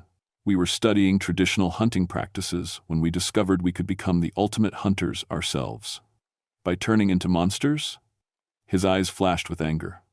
"Monsters? We're apex predators with human intelligence. We can survive anything this wilderness throws at us. We're faster, stronger, and smarter than either species alone. You're killing innocent people." "We're protecting our territory," he corrected. "Every predator species does that. But we're not mindless killers. We've been trying to communicate, to establish boundaries. Humans just don't listen." Behind him, the forest filled with movement as the rest of the pack revealed themselves. 8 creatures in total, all standing upright, all watching me with intelligent eyes. "Join us, Mike," Robert said. "You understand this land better than most. You'd make an excellent addition to our pack. And if I refuse, then you're a territorial threat. And we eliminate territorial threats." The pack began to circle me slowly. I realized my rifle might take down 1 or 2, but not all 8. But I also realized something else. They were trying to avoid killing me, if possible. This wasn't just a Duth hunting pack anymore. It was a community, trying to grow. "How?" I asked. "How does the transformation work?" Robert smiled, showing fangs that gleamed in the afternoon sun. "Come with us. Let us show you the place where we were reborn. The choice to change has to be willing. Forced transformation never takes properly." I thought about Sarah and the other researchers, about the families camping in the park, about my responsibility as a ranger. But I also thought about what Robert was offering: power, community, freedom from human limitations. "I need time to think," I said. 24 hours, Robert agreed. Meet us at the old mining claim near Igloo Creek tomorrow at sunset. Come alone, and come with your decision." The pack melted back into the forest as silently as they'd appeared, leaving me alone with the weight of an impossible choice. I didn't meet them at Igloo Creek.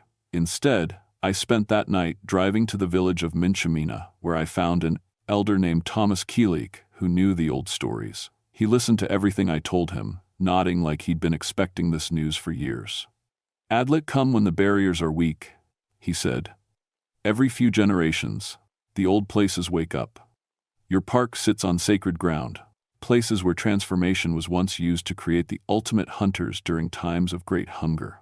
He gave me items from his grandfather's medicine bundle, sage, carved bone, and a small pouch of earth from what he called the first hunting ground. "These won't kill them," Thomas warned, "but they'll help you close the door they opened. The choice to change must be willing. That's their strength and their weakness." I drove back to Wonder Lake as the sun set behind the mountains. The pack was waiting for me at the ranger station, all 8 of them standing in a line like a formal reception committee. "Have you decided?" Robert asked. "I have." I pulled out the sage and lit it with my lighter. The smoke made several pack members step back. "I'm closing your door." Robert's eyes narrowed. "You don't understand what you're refusing. We could rule these mountains together." "That's exactly what I understand," I said, "and exactly what I'm refusing." The ritual Thomas had taught me was simple but exhausting. I walked the perimeter of the ancient site that Robert's team had found, burning sage and speaking words in Inupiaq that Thomas had made me memorize. The pack followed at a distance, growing more agitated with each step. As I completed the circle and poured the earth from Thomas's pouch onto the central stone formation, something changed in the air. The weight of supernatural presence lifted, like a storm cloud passing. Robert let out a howl that sounded more human than wolf, a cry of loss and rage. When it ended, he looked at me with eyes that seemed clearer, more confused. "Mike," he said, his voice different, "what happened to us? The transformation wasn't reversed. Couldn't be reversed, after so long. But the supernatural compulsion that had driven them to hunt and recruit was broken. For the first time in months, they were thinking clearly about what they'd become and what they'd done. We worked out an agreement. The pack would relocate to the most remote regions of the park, away from all human activity. They would hunt only wild animals and avoid any contact with people. In exchange, I would file reports describing their attacks as unusual predator behavior and restrict access to their territory. Robert shook my hand before they left, his transformed fingers careful not to scratch my skin. "Thank you," he said, "for giving us back our choice." I never saw them again, but sometimes on quiet nights at Wonder Lake, I hear their calls echoing across the mountains. Still wolves, still human, but no longer driven by supernatural hunger. The official reports list 7 incidents of unusual pack behavior, resolved through standard predator management relocation protocols. 3 researchers requested transfers to other projects. The restricted zones around the ancient sites remain in place, marked as sensitive wildlife habitat. I kept my job, kept my secret, and learned to sleep with one eye open. Because Thomas Keelig was right, the barriers weaken every few generations, and there are more sacred sites scattered throughout Alaska's wilderness than anyone wants to admit. Sometimes I wonder if I made the right choice that day. The pack offered power, community, freedom from human limitations. But every morning when I wake up in my cabin beside Wonder Lake, I'm reminded why I chose to remain merely human. Out here in the wilderness, being human is hard enough without adding fangs to the equation.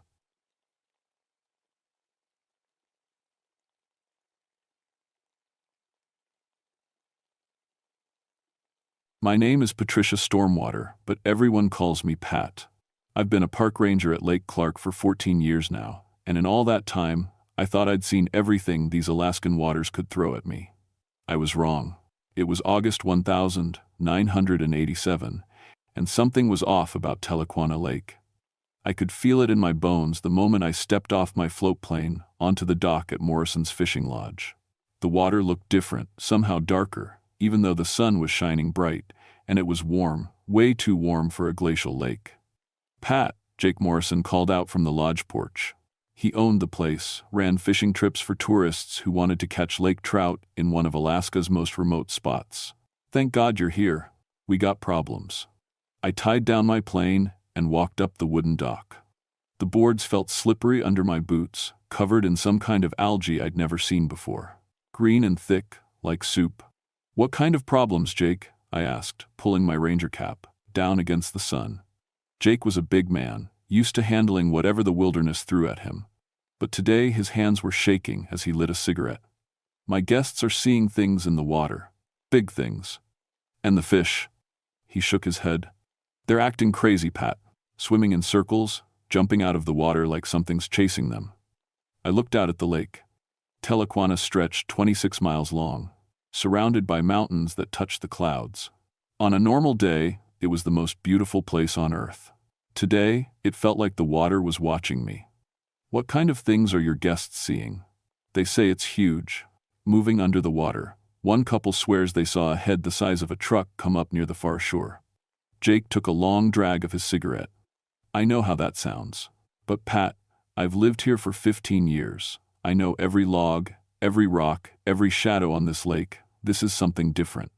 I'd heard stories like this before. City, folks came to Alaska and saw bears in every shadow, monsters in every wave. But Jake wasn't some tourist.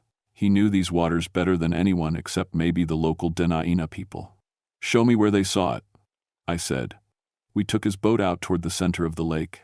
The water was so clear you could usually see 30 feet down, but today it looked muddy. And warm. I dipped my hand over the side and pulled it back quick. It felt like bath water. "Lake's 20 degrees warmer than normal," Jake said, reading my mind. "Started 3 days ago, same time the fish went crazy. That's when I saw them. Lake trout, hundreds of them, swimming in tight circles near the surface. Their fins were out of the water, and they were making noise, little clicking sounds I'd never heard fish make before." "They're scared," I said, more to myself than to Jake. "Scared of what?" I was about to answer when something hit the bottom of the boat. Hard, the whole 15-foot aluminum boat lifted out of the water for a second, then crashed back down. Jake and I grabbed the sides to keep from falling overboard. "What the hell was that?" Jake's face had gone white. I leaned over the side to look, but the water was too murky to see anything. Then I noticed something else that made my stomach drop. The water around the boat was moving in a perfect circle, like something huge was swimming around us just below the surface. "Jake," I said quietly, "start the engine, now." He yanked the cord 3 times before the motor caught. We headed back to shore fast, but I kept looking over my shoulder. The circular pattern in the water followed us halfway to the dock, then disappeared. That night, I radioed my supervisor in Anchorage. "We might have a situation at Tahlequah," I told him. "Something spooked the fish, and the water temperature's all wrong." "Probably just a warm spell," he said through the static. "You know how tourists get. They see a floating log and think it's a sea monster." But I couldn't shake the feeling that this was bigger than tourists and floating logs.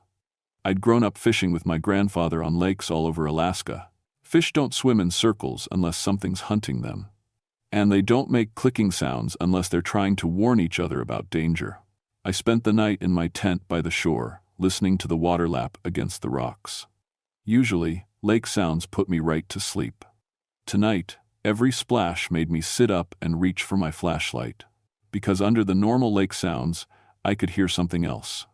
Something like singing, low and deep, coming from somewhere far below the surface.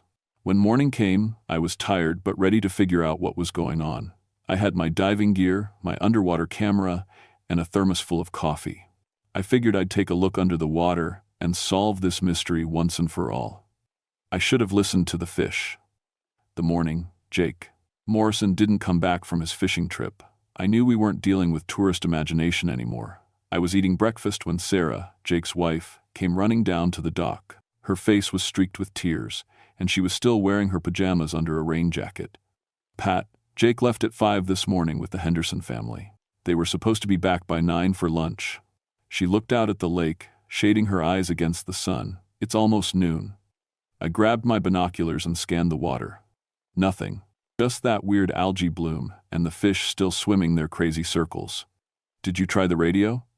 No answer. I've been calling every 15 minutes. That's when we saw it. A white speck way out on the lake, drifting near the far shore. Through the binoculars, I could make out the shape of Jake's boat, but it was upside down. "Stay here," I told Sarah, already running toward my float plane. "Call the state troopers. Tell them we need a search and rescue team." It took me 10 minutes to get my plane started and another 5 to fly to where the boat was floating. As I circled overhead, my mouth went dry.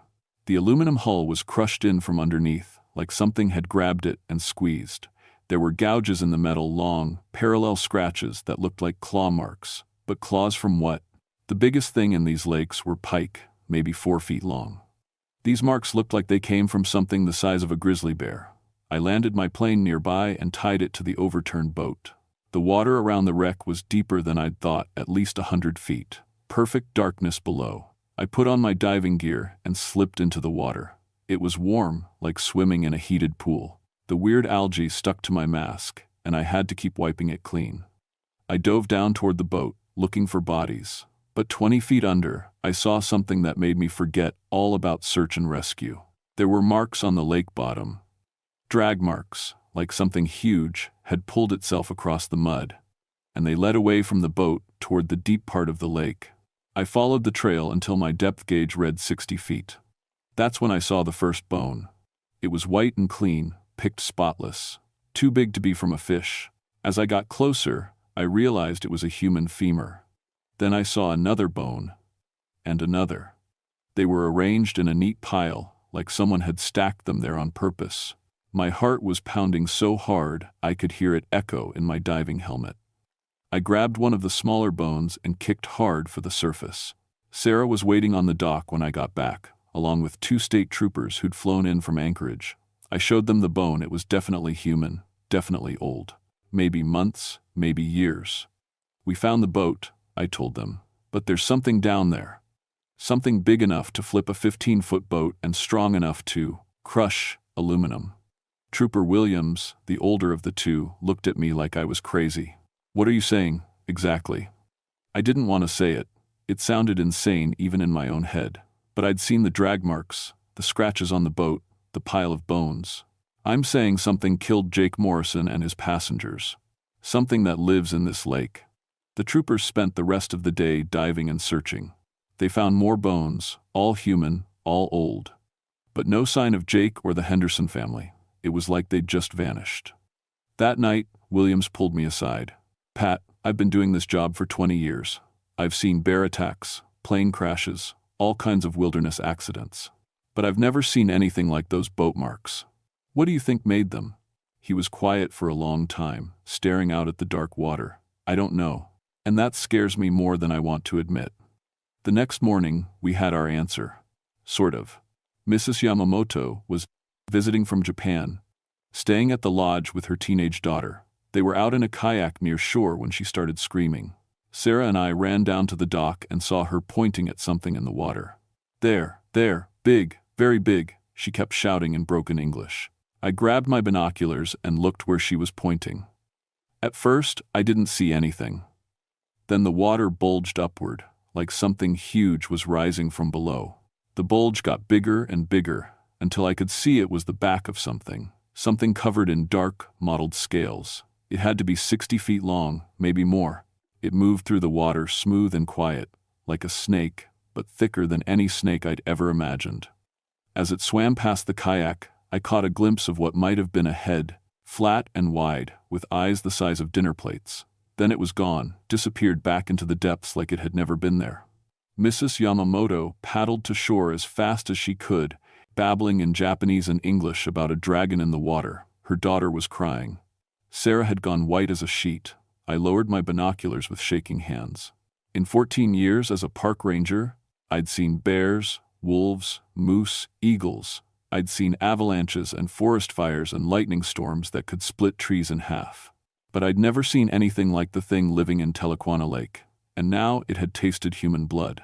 The creature, I started thinking of it as the Tizaruk after remembering the old Denaina stories my grandfather used to tell, didn't wait long for its next victim. Dr. Sandra Chen arrived 3 days later with enough equipment to study a whole ocean. She was a marine biologist from the University of Alaska, brought in to figure out what we were dealing with. Smart woman, but she didn't believe in lake monsters. There's got to be a logical explanation, she told me as we unloaded her sonar equipment. Sturgeon can grow quite large in these northern lakes. Or it could be debris from an old plane crash, moving with the currents. I wanted to believe her. I really did. But I'd seen those eyes. No fish had eyes like that, ancient and intelligent, like they were thinking. We set up her equipment on Jake's dock.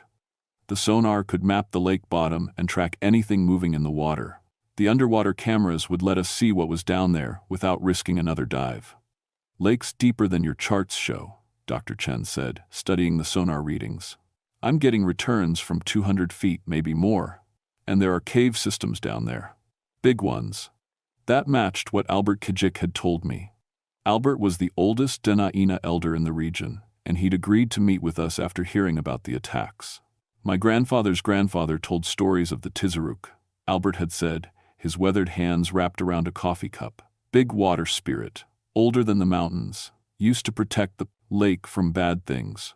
But something made it angry. What kind of something? I'd asked. Albert had looked out at the water with sad eyes. People stopped showing respect, started taking too much, giving nothing back. The Tizaruk remembers when this was all sacred ground. Now, watching Dr. Chen's equipment map the underwater caves, I wondered if Albert was right. Maybe we'd disturbed something that should have been left alone. The first night we had the cameras running, we got footage that made my blood run cold. The underwater lights showed the lake bottom clearly rocky, covered in that strange algae. But at 3 a.m, something moved across the camera's view. It was just a shadow at first, sliding between the rocks like flowing water. Then the camera caught it full on, and I saw what had killed Jake Morrison. The Tizaruk was even bigger than I'd thought. The part we could see in the camera frame had to be 15 feet across, covered in dark scales, that shifted color like oil on water. But it wasn't just the size that scared me, it was the way it moved. Deliberate. Purposeful. Like it knew the camera was there, and wanted us to see it. My God, Dr. Chen whispered, leaning closer to the monitor. What is that? Before I could answer, the creature turned toward the camera. Its head filled the screen flat and wide like a crocodile's, but with forward-facing eyes that gleamed with intelligence. It studied the camera for a long moment, then opened its mouth. The teeth were like railroad spikes. Hundreds of them, in rows that went back into darkness. The creature closed its mouth, gave what looked almost like a nod, then swam away into the depths. We need to call this in, Dr. Chen said. Get the military, the Coast Guard, somebody. But I was thinking about Albert's words. About respect and sacred ground. Let me try something first. The next morning, I took Albert's advice and made an offering to the lake. Just some tobacco and a prayer, the way my grandfather had taught me. I felt stupid doing it, talking to the water like it could hear me. But I was running out of rational options. For a while, it seemed to work. The creature stayed in the deep water, away from shore. The fish stopped their crazy swimming. Even the water temperature started to drop back to normal. Then the Wilson family arrived. They were from California, Dad, Mom, 2 teenage boys. They'd booked the lodge months ago for a wilderness fishing experience. Sarah tried to talk them into postponing, but they'd already paid their deposit. We came here to fish, mister, Wilson said. We're not going to let some local ghost story ruin our vacation. I should have made them leave, should have used my authority as a park ranger to close the area. But they seemed like good people, and part of me hoped maybe the offering had actually worked. On their second day, the Wilson boys took a small boat out to try their luck, at the drop-off where the lake went from 30 feet to 200. I was watching from the lodge with binoculars when it happened. The water around their boat started to churn. Not like waves or wind, like something huge was circling underneath. The boys must have felt it too, because they started trying to start their engine. That's when the Tizaruk came up. It rose out of the water like a submarine, surfacing, but smooth and alive. Water poured off its scales as more and more of it emerged. 50 feet, 60, 70 feet of serpentine body, thick as a tree trunk, with that terrible crocodile head at the front. The boys were screaming, pulling frantically at the starter cord. The engine coughed but wouldn't catch. The creature looked at them the way a cat looks at mice. Then it opened its mouth and made a sound I'll never forget, low and deep, like a foghorn made of nightmares. The sound rolled across the water and hit the shore like a physical thing. One of the boys fell overboard from the shock of it. His brother dove in after him without thinking. The boat drifted away, empty. I was already running for my float plane when the Tizaruk went under. By the time I got airborne, there was nothing left but ripples on the water. We searched for 3 days. Coast Guard came in with helicopters and divers. We dragged every inch of the lake bottom we could reach. But we never found the Wilson boys. On the 3rd night, Albert Kijik came to see me at the lodge. "The Tizaruk isn't evil," he said quietly, "but it's angry. And scared. Your people keep coming, keep taking. It doesn't understand the difference between respect and invasion." "What does it want?" I asked. Albert looked out at the dark water. "Same thing we all want. To be left alone in the place where it belongs." But I knew it was too late for that. Word was getting out. Soon there would be news crews and monster hunters and government scientists. The Tizaruk would never have peace again. Unless I found a way to make them understand that some places in Alaska aren't meant for humans. Some places belong to older things, deeper things, things that remember when the world was young. The question was, would anyone listen before more people died? The answer came sooner than I'd hoped. And it wasn't what I'd expected. Dr. Chen had been working around the clock, studying the footage and sonar readings.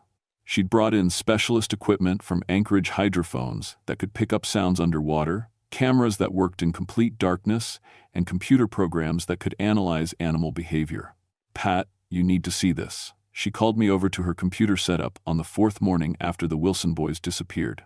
On the screen were wave patterns, the visual representation of sounds the hydrophones had picked up. But these weren't random noise.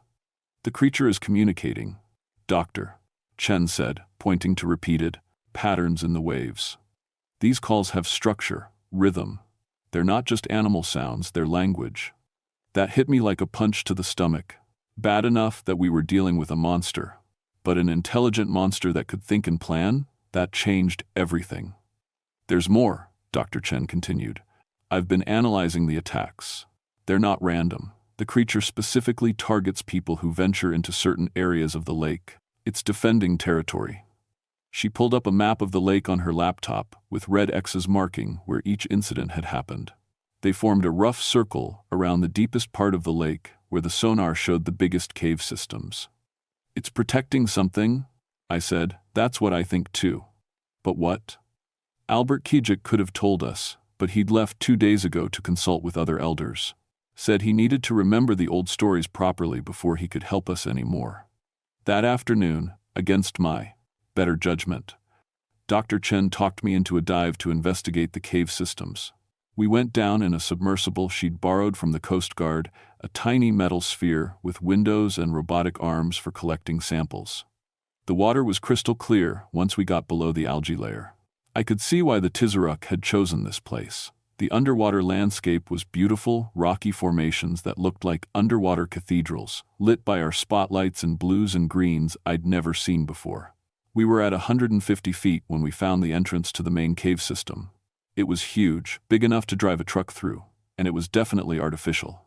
The walls were too smooth, too regular to be natural. "Someone carved this," Dr. Chen said, her voice crackling through the radio. "Look at those markings." The cave walls were covered in symbols, spirals, and fish shapes, and something that looked like a giant serpent.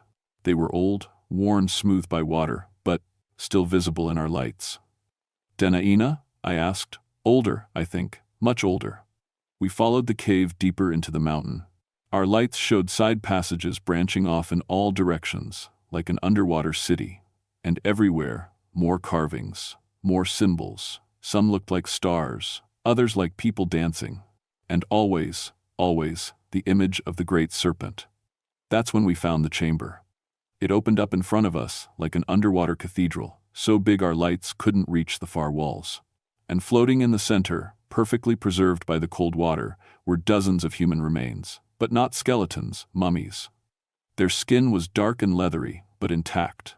Their clothes had rotted away, but you could see they'd been wrapped in what looked like ceremonial shrouds. "My God," Doctor. Chen whispered. Pat, this is a burial ground, an ancient burial ground. And that's when the Tizaruk found us. I saw it first in the lights, a shadow moving along the far wall of the chamber. Then it came closer, and I realized just how big it really was. In the open water, I'd only seen parts of it. Here, in the confined space of the cave, I could see the whole creature. It was over 90 feet long, thick as a subway car, with 4 powerful flippers and that terrible head.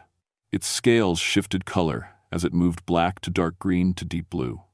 And its eyes were ancient, older than the mountains, older than the ice.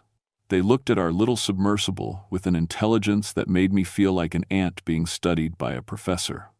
Don't move, I told Dr. Chen. Don't do anything sudden.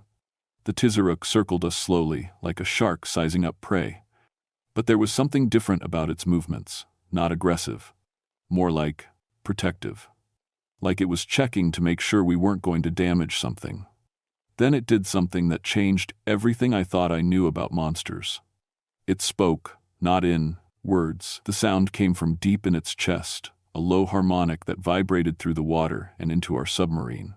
But somehow, I understood. Images flashed in my mind, not my thoughts, its thoughts. I saw the lake as it had been hundreds of years ago. I saw the Denaina people coming to this sacred place to bury their dead, to speak with the spirits of the water. I saw the Tizaruk not as a monster, but as a guardian, protecting the burial ground from grave robbers and desecrators. I saw what had made it angry: modern boats dumping oil and garbage, tourists taking souvenirs from sacred sites, developers wanting to build resorts on burial grounds. The creature wasn't a monster, it was trying to protect its people's resting place, the only way it knew how. It's not evil, I said to Dr. Chen. It's just trying to do its job. The Tizaruk seemed to sense that I understood. It moved closer to our submarine and touched the glass with one massive flipper. Gently, almost sadly, then it sang. The sound filled the water around us, a song of loneliness and duty and ages of watching over the dead. I felt tears running down my face inside my diving mask. This creature had been alone for so long, protecting a secret that no one remembered, fighting a war that no one understood. We have to help it, I said. How, Dr. Chen asked. How do you help something like that? But I was already thinking. Albert had said the creature wanted respect, recognition. Maybe there was a way to give it what it needed without anyone else getting hurt. The Tizaruk released our submarine and swam back into the shadows of the chamber. But before it disappeared completely, it turned and looked at me one more time. And in that look, I saw hope. Now I just had to figure out how to explain all this to the outside world before they sent in the military to kill the last guardian of an ancient sacred place. The clock was ticking, and I was running out of time. Albert Kijik returned the next morning with 3 other elders and a plan I never could have imagined. The old agreements are still binding, he told me as we gathered around the map table in the lodge. My ancestors made a treaty with the Tizaruk centuries ago. The creature protects the burial grounds, and our people protect the creature. But everyone forgot the old ways. What kind of treaty? I asked. Elder Mary Wassily, Albert's cousin, spread out a piece of deerskin covered in symbols similar to what we'd seen in the underwater caves. Recognition ceremony, offering ceremony. Boundaries marked and respected by both sides. Will it work? Dr. Chen asked. After all this time? Albert looked out at the lake, where the morning sun made the water shine like gold. The Tizaruk remembers. It's been waiting for someone to remember too. The ceremony took place at sunset, when the water was calm and the mountains reflected purple in the Pervision Lake. All the elders were there, along with me and Dr. Chen and Sarah Morrison. We'd sent word to Anchorage to delay any military action for 48 hours. I'd convinced them we had a breakthrough in negotiations with local environmental groups. Albert waded into the water up to his waist and began to sing in the old language. The song was deep and rhythmic, almost like the sounds the Tizaruk had made. The other elders joined in, their voices carrying across the water. At first, nothing happened. Then I saw ripples in the center of the lake, moving against the wind. The ripples got bigger, and the water began to bulge upward. The Tizaruk surfaced slowly this time, with dignity instead of threat. Its great head broke the surface 50 feet from shore, water streaming from its scales. But its eyes were calm now, watching Albert with what looked like relief. Albert spoke to the creature in Dena'ina, then in English, for the rest of us. We remember the old covenant. We ask forgiveness for the disrespect shown to the sacred places. We offer protection for the guardian in exchange for protection of our people. The Tizruk listened, its ancient eyes moving from face to face. Then it responded not with the terrible foghorn sound I'd heard before, but with something like singing, sad and beautiful and older than any human memory. It accepts, Albert translated. But there must be boundaries. No boats in the deep water where the burial grounds are. No diving without permission. No taking from the sacred places. I stepped forward.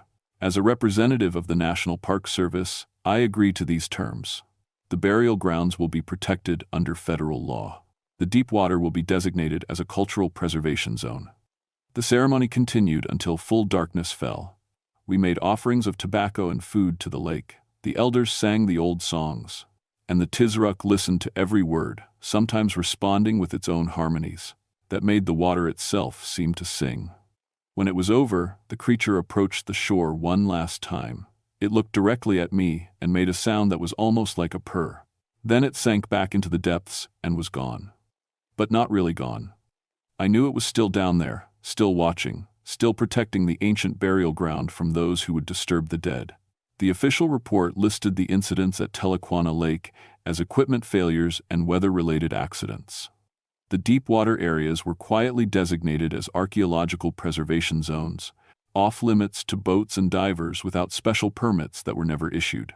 A small visitor center was built near the lodge, staffed by Dena'ina cultural guides who told tourists about the lake's spiritual significance and the importance of respecting sacred places. Most visitors listened. Those who didn't, well, they usually changed their minds after their first glimpse of something large moving beneath the surface.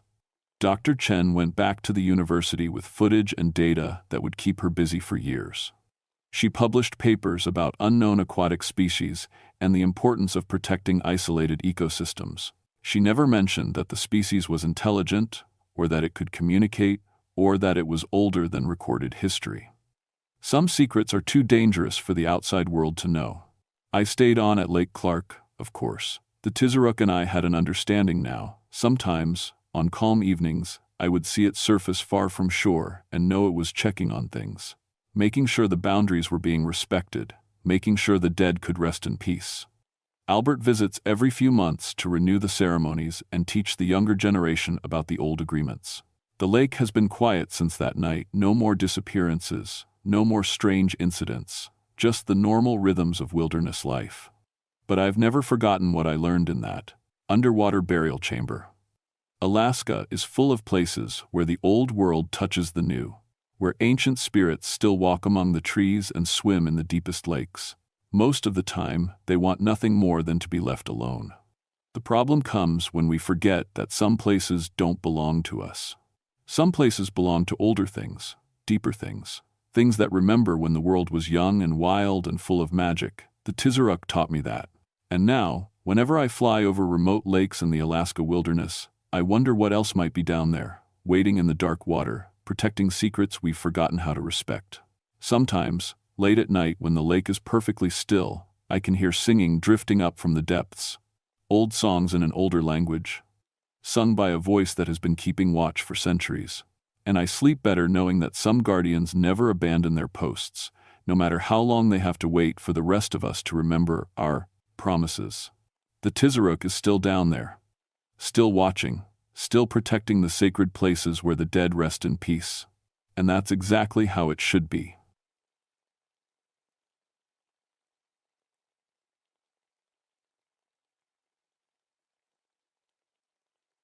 My name is David Ravenfeather, but everyone calls me Dave. I've been a park ranger for 20 years now, working the most remote corners of Alaska's wilderness. Before that, I spent 8 years as an Army Ranger, so I know a thing or two about surviving in places where most people would die in a day. The Yukon Flats National Wildlife Refuge is my home.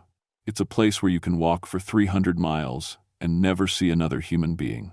Just endless forests, swamps, and lakes stretching to the horizon. In June, the sun never sets. It just circles around the sky like a lazy vulture, making everything feel strange and dreamlike.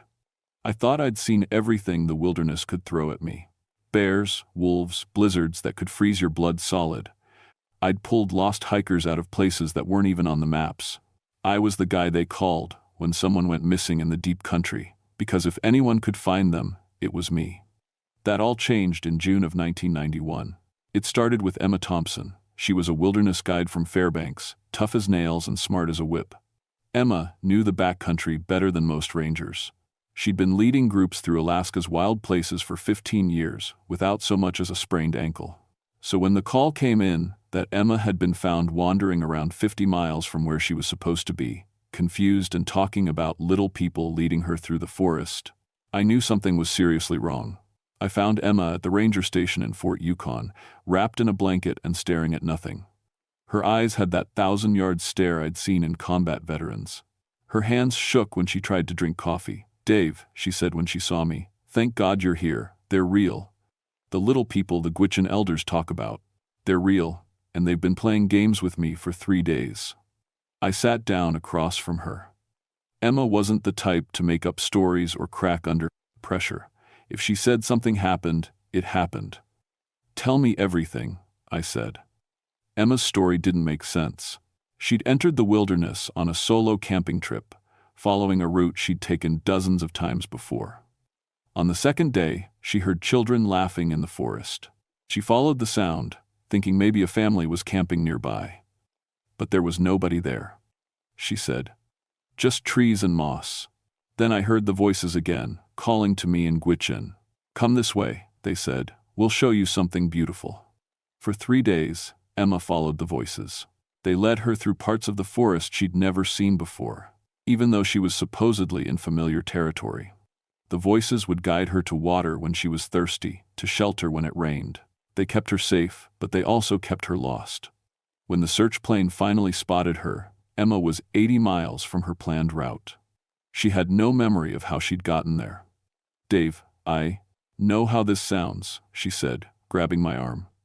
"But they were taking care of me. The whole time I was lost, I never felt scared. It was like being guided by invisible children who wanted to play." I looked at Emma's GPS unit. The tracking data showed her route as a crazy zigzag pattern, circling back on itself, making loops that defied logic. No lost person walks in perfect circles unless something is very wrong with their head. Emma's head was fine. That night, I studied the maps of the area where Emma had been found. The Chandalar River Valley was a maze of wetlands and thick forest. It was also the heart of Gwich'in territory, where the old stories lived. My grandmother had been Gwich'in. She'd told me stories about the Irsnarat when I was little, tiny people who lived underground and sometimes helped lost travelers. Sometimes they played tricks on them too. I'd always figured they were just stories to keep kids from wandering off alone. Now, I wasn't so sure. The next morning, I packed my gear for a solo trip into the Chandalar Valley. I had to see for myself what had happened to Emma. As I loaded my truck, I felt eyes watching me from the forest. When I turned to look, there was nothing there but shadows and trees. The feeling followed me all the way to the trailhead. I started where Emma's GPS track began to get weird, about 15 miles into the wilderness. The trail was clear enough, a game path that wound between spruce trees and around boggy patches. Emma had marked some of these spots with bright orange flagging tape on her way in, except the tape wasn't where her GPS said it should be. I found the first piece of flagging about a quarter-mile off the recorded route, tied to a tree that Emma's GPS claimed she'd never been near. I checked my own GPS 3 times. The readings were solid. Emma's track showed her going straight, but her tape showed her turning left. I followed the flagging tape instead of the GPS track. Within an hour, I found something that made my skin crawl. Footprints. But not Emma's. These were tiny, maybe 6 inches long and half as wide. They looked human, with 5 toes and a heel, but they belonged to something the size of a small child. The prints were everywhere, dozens of them, circling the tree where Emma had tied her tape. I took pictures and measurements. The prints were fresh, maybe a day old. They were also impossible. There were no kids within 100 miles of this place. I followed the tiny tracks. They led deeper into the forest, weaving between trees in a pattern that hurt my head to follow. Every few hundred yards, I'd find more of Emma's flagging tape, always in the wrong place according to my GPS. Around midday, I heard the voices. Children's laughter, echoing through the trees like wind chimes in a breeze. I stopped walking and listened. The sound came from ahead of me, then to my left, then behind me. It seemed to move through the forest, faster than anything human could run. "Hello?" I called out. The laughter stopped. For a moment, the forest was completely silent. No birds, no insects, no wind. Even my heartbeat seemed too loud. Then a small voice spoke, very close to my ear. "Ranger Dave wants to play too?" I spun around. Nothing. Just trees and shadows and the smell of moss and pine needles. My radio crackled. "Dave, this is Base. Do you copy?" I grabbed the radio. "Base, this is Dave. I copy. We've got another one, Dave. Dr. Mark Peters, archaeologist from the university, found him this morning, about 80 miles northeast of your position. Same condition as Emma Thompson. My blood went cold. Same how, confused, disoriented, talking about invisible guides. His GPS track is all screwed up too. Looks like he walked in circles for 4 days. I looked around at the tiny footprints scattered everywhere. I'll be there in 6 hours. Negative, Dave. Peters is asking for you. Specifically. Says the little people told him you'd understand." The radio went dead. I tried to raise base again, but got nothing but static. When I checked my GPS, it showed me standing in the middle of a lake that was clearly a quarter-mile away. Something small and unseen giggled in the bushes nearby. I packed up fast and started hiking toward the coordinates Base had given me for Dr. Peters. But after an hour of walking, I realized I was going in circles. Every tree started looking the same. Every hill looked familiar. My compass pointed north, but north kept changing direction. The sun hung in the sky like a broken clock, giving me no sense of time or direction. This was the heart of summer in Alaska, when day and night blended together into an endless twilight that could drive a person crazy if they weren't careful. I stopped and sat down on a fallen log. This was exactly what had happened to Emma. Something was playing with my navigation, leading me around like a dog on a leash. "Okay," I said out loud. "I know you're there. What do you want?" A tiny voice answered from right behind my head. "We want to show you the lost man. He's scared and calling for Ranger Dave." I didn't turn around. Something told me I wouldn't see anything, even if I did. "Where is he?" "Follow the singing trees." I listened. At first I heard nothing. Then, very faintly, I caught the sound of wind through pine needles. But it wasn't random. It had a rhythm, almost like a melody. The sound seemed to come from my left. I followed the singing trees for 2 hours. The melody stayed just ahead of me, leading me through parts of the forest I'd never seen before. My GPS showed me walking through solid rock, then underwater, then off the edge of the map entirely. Finally, I found Dr. Peters. He was sitting by a small fire, staring at the flames with the same empty look Emma had worn. He was a small man, maybe 50 years old, with graying hair and thick glasses. His clothes were dirty but not torn. He didn't look like he'd been struggling to survive. "Dr. Peters?" I called out. He looked up at me and smiled. "Ranger Dave, they said you'd come. They said you'd understand about the little people." I sat down beside his fire. "Tell me what happened." Peter's story was almost identical to Emma's. He'd come to the area to study old Gwich'in burial sites. On his second day, he'd heard voices calling to him. Children's voices, speaking in a language he didn't recognize but somehow understood. They'd led him through the forest for 4 days. They'd shown him fresh water, safe places to sleep, berries to eat. They'd kept him warm when it rained and cool when the sun was too bright. "But they never let me go where I wanted to go," Peters said. "Every time I tried to head back to my car, the voices would start up again. 'This way is better,' they'd say. 'Come see the pretty lake.' And I'd follow them, even though I knew I shouldn't. I looked around Peter's campsite. It was too perfect. The fire was exactly the right size, built with stones arranged in a circle that looked ancient. Fresh water bubbled up from a spring that wasn't on any map. The ground had been cleared of rocks and roots, making a perfect sleeping spot. "Did you see them?" I asked. Peter shook his head. "Just glimpses. Little shapes moving in my peripheral vision. Sometimes I'd see tiny footprints in the mud, but when I bent down to look closer, they'd be gone. As we talked, I became aware of movement in the forest around us. Nothing I could see directly, but shadows that shifted when they shouldn't, branches that swayed without wind. We were being watched by things that didn't want to be seen. When I tried to lead Peters out of the forest, we got lost immediately. My compass spun like a pinwheel. My GPS showed us walking in a straight line that somehow brought us back to the same campsite 3 times. The voices started up again as the sun began to set, though in June in Alaska, that just meant the light got a little softer. "Ranger Dave," whispered a small voice from the darkness. "We need to talk." I told Dr. Peters to stay by the fire and walked toward the voice. 20 feet into the forest, I found a circle of tiny stones arranged around a miniature fire pit. The stones were smooth and white, polished like river rocks. In the center was a fire no bigger than a candle flame, but it gave off enough light to see by. "Sit," said the voice. It came from everywhere and nowhere at once. I sat down beside the tiny fire. "What are you?" "We are the ones who came before," the voice replied. "We are the guardians of the old places. Your people call us Rat." The fire flickered, and in the flames, I saw shapes. Tiny human figures, maybe 2 feet tall, with dark skin and traditional native clothing. They moved through the flames like dancers, their faces serious, but not unfriendly. "Why are you confusing people? Emma and Dr. Peters could have died out here." A different voice answered, younger sounding. "We keep them safe. We feed them, give them water, shelter them from storms, but we cannot let them go where they want to go." "Why not?" The first voice spoke again. "Because they would disturb the sacred places, the burial grounds of our people, the sites where young ones go to seek visions, places that must not be touched by digging tools and cameras." I thought about Dr. Peters' research. He'd come here to study archaeological sites, probably including old burial grounds. Emma's route would have taken her through several areas that I knew were important to the Gwich'in people. "So you get them lost instead?" "We guide them around the sacred places. We show them the beauty of the forest that is safe to see.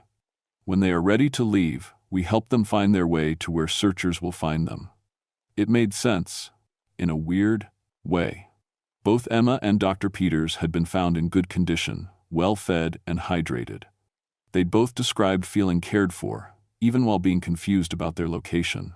But there was something else. The voices sounded strained, almost tired. "How many people have you been dealing with lately?" I asked. The young voice answered, "Too many. Every summer, more and more come. They bring loud machines and digging tools. They camp in the sacred places and leave trash in the old burial grounds. We cannot keep up with all of them." "What happens when you can't keep up?" Silence for a long moment. Then the first voice, very quietly, "Sometimes we have to be more direct." The fire went out, plunging me into darkness. I heard movement all around me, the sound of tiny feet running through the underbrush, whispered conversations in a language I didn't understand, the rustle of small bodies moving through the trees. When I got back to Peter's campsite, he was gone. His fire was still burning, his pack was still there, along with all his gear. But Peters himself had vanished without a trace. I called his name until my throat was raw. I searched with my flashlight until the batteries died. Finally, exhausted, I sat down by his fire to wait for dawn. That's when I heard him screaming. The sound came from underground. Peter's voice, muffled and distant, crying out from somewhere beneath my feet. I pressed my ear to the forest floor and could hear him clearly. He was maybe 10 feet down, calling for help. I started digging with my hands, then with Peter's camping shovel. The ground was soft muskeg, easy to move, but every shovelful I removed seemed to fill itself back in. After an hour of digging, I'd made no progress at all. The voices spoke from the darkness around me. "Stop digging, Ranger Dave. Let him go. He hasn't done anything wrong. He has a metal detector," said the young voice. "He plans to find and remove sacred objects from burial sites. We cannot allow this." I stopped digging. Peter's screaming had stopped too. The forest was quiet except for the sound of my own breathing. "Is he alive?" "He is safe in the deep places. We do not harm unless we must." but he cannot leave until he promises to respect the sacred sites. I sat back on my heels. What if he won't promise? No answer. Over the next 3 hours, I tried everything I could think of. I dug in a dozen different spots, following the sound of Peter's voice. But the ground seemed to have a mind of its own, filling in behind me no matter how fast I worked. I tried reasoning with the voices, promising that I'd make sure Peters understood about the sacred sites. I tried threatening them, warning that more searchers would come if Peters disappeared. Nothing worked. As the sky began to lighten, though in the midnight sun it had never really gotten dark, I heard new sounds in the forest. Heavy footsteps. Human. Voices calling out. The crackle of radio communications. The search team had arrived. I packed Peter's gear quickly and hiked toward the sounds. I found 6 rangers and a helicopter pilot setting up a base camp about a mile away. They'd been looking for both Peters and me since my radio had gone dead the day before.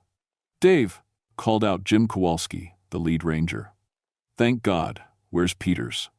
I told them about finding Peters at his campsite, then losing him again. I didn't mention the voices or the underground screaming. Not yet.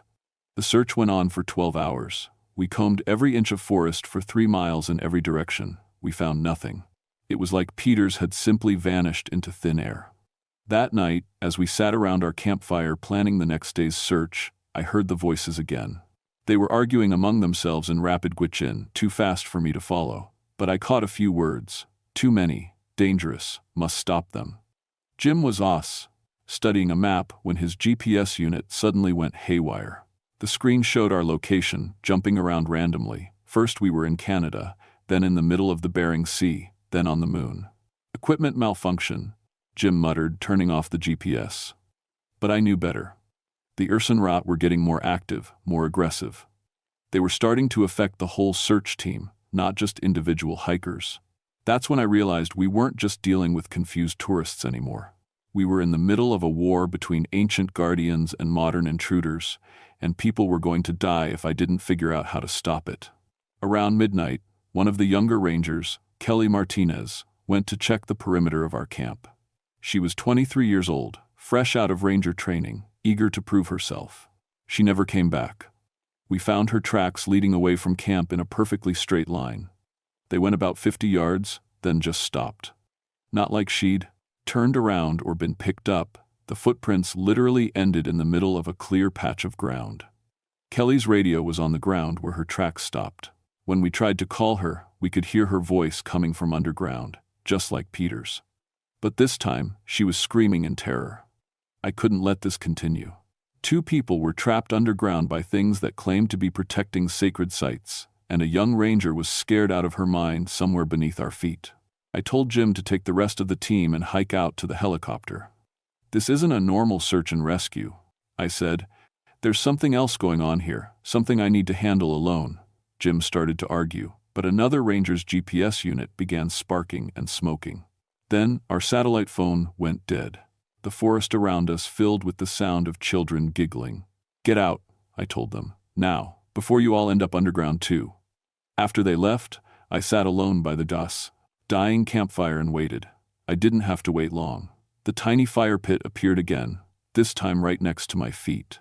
The miniature flames danced up, and the voices spoke. "Ranger Dave understands now," said the first voice. "Your people bring tools to disturb the sleeping ancestors. We cannot allow this." "But you're hurting innocent people," I said. "Kelly Martinez is just a kid doing her job. Dr. Peters is a scientist.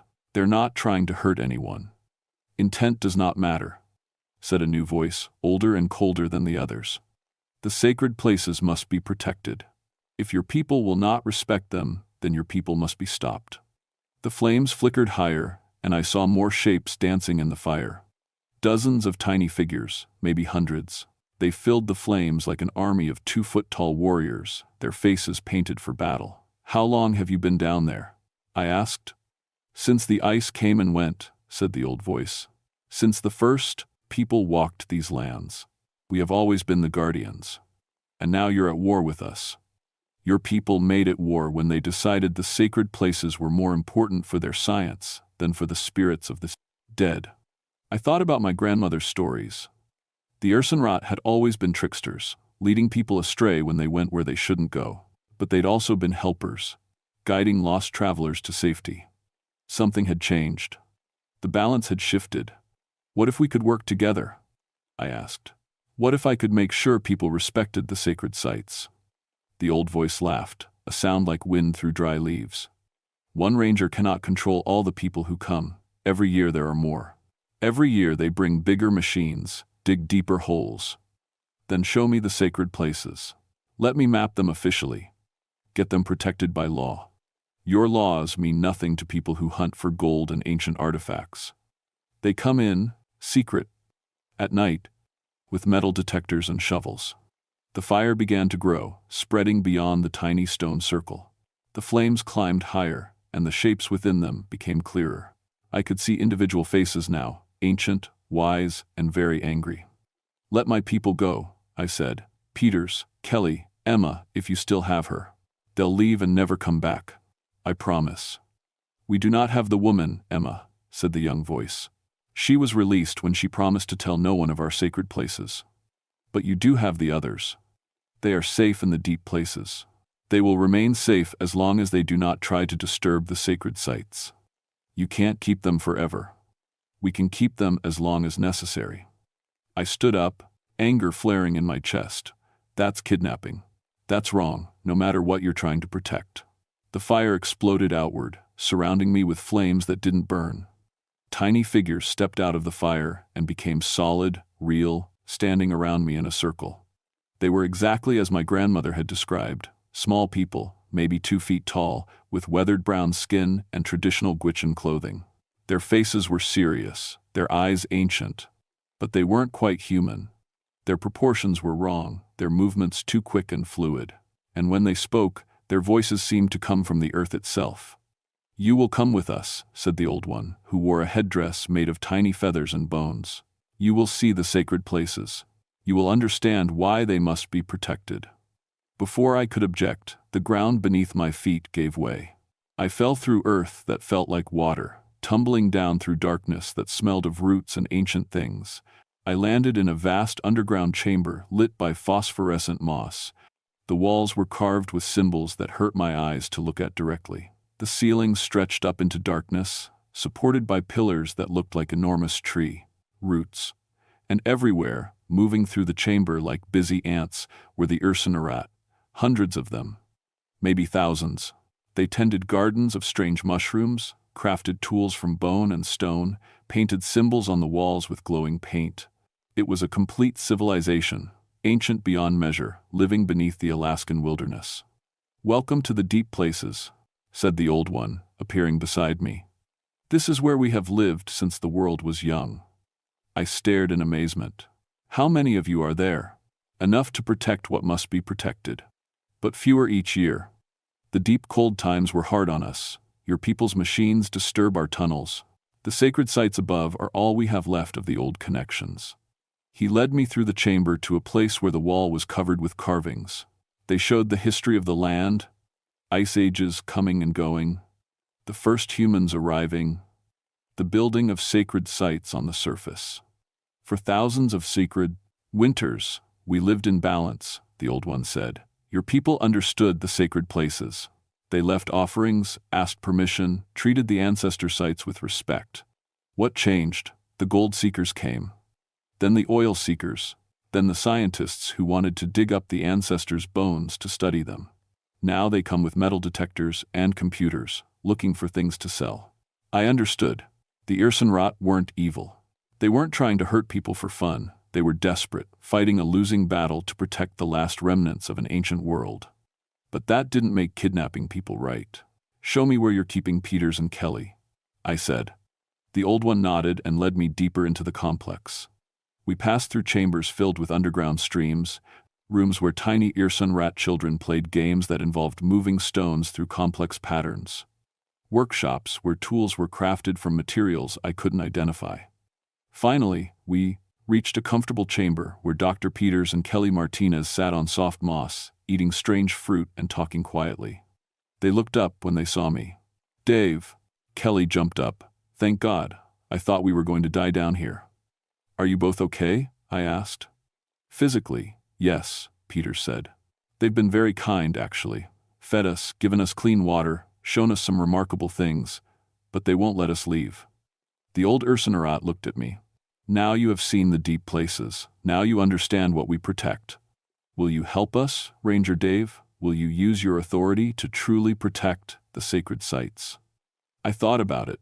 I could promise anything to get Peters and Kelly free, then worry about the consequences later. But something told me these ancient beings would know if I was lying.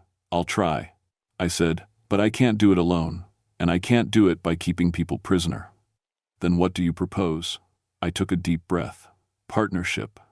You know where all the sacred sites are, but you can't be everywhere at once. I have legal authority and radio communication, but I don't know what I'm protecting. Work with me. Guide me to the places that need protection. Help me understand what I'm looking at. In return, I'll make sure those places get official protection. The old one was quiet for a long moment. Then he said, "And when your laws fail? When the gold seekers come anyway? Then we deal with them together. But give the law a chance to work first." The chamber filled with whispered conversations in rapid Gwich'in. I caught fragments, arguments about trust, about the failure of human promises, about the need to protect the ancestors. Finally, the old one spoke. "We will try this partnership. But if the sacred places are disturbed, if the ancestors are dishonored, the agreement ends. Your people will face our full power." And Peters and Kelly go free? They go free, but they must promise never to use metal detectors or digging tools in this area. They must promise to speak of the sacred sites only to those who will protect them. Peters and Kelly both nodded eagerly.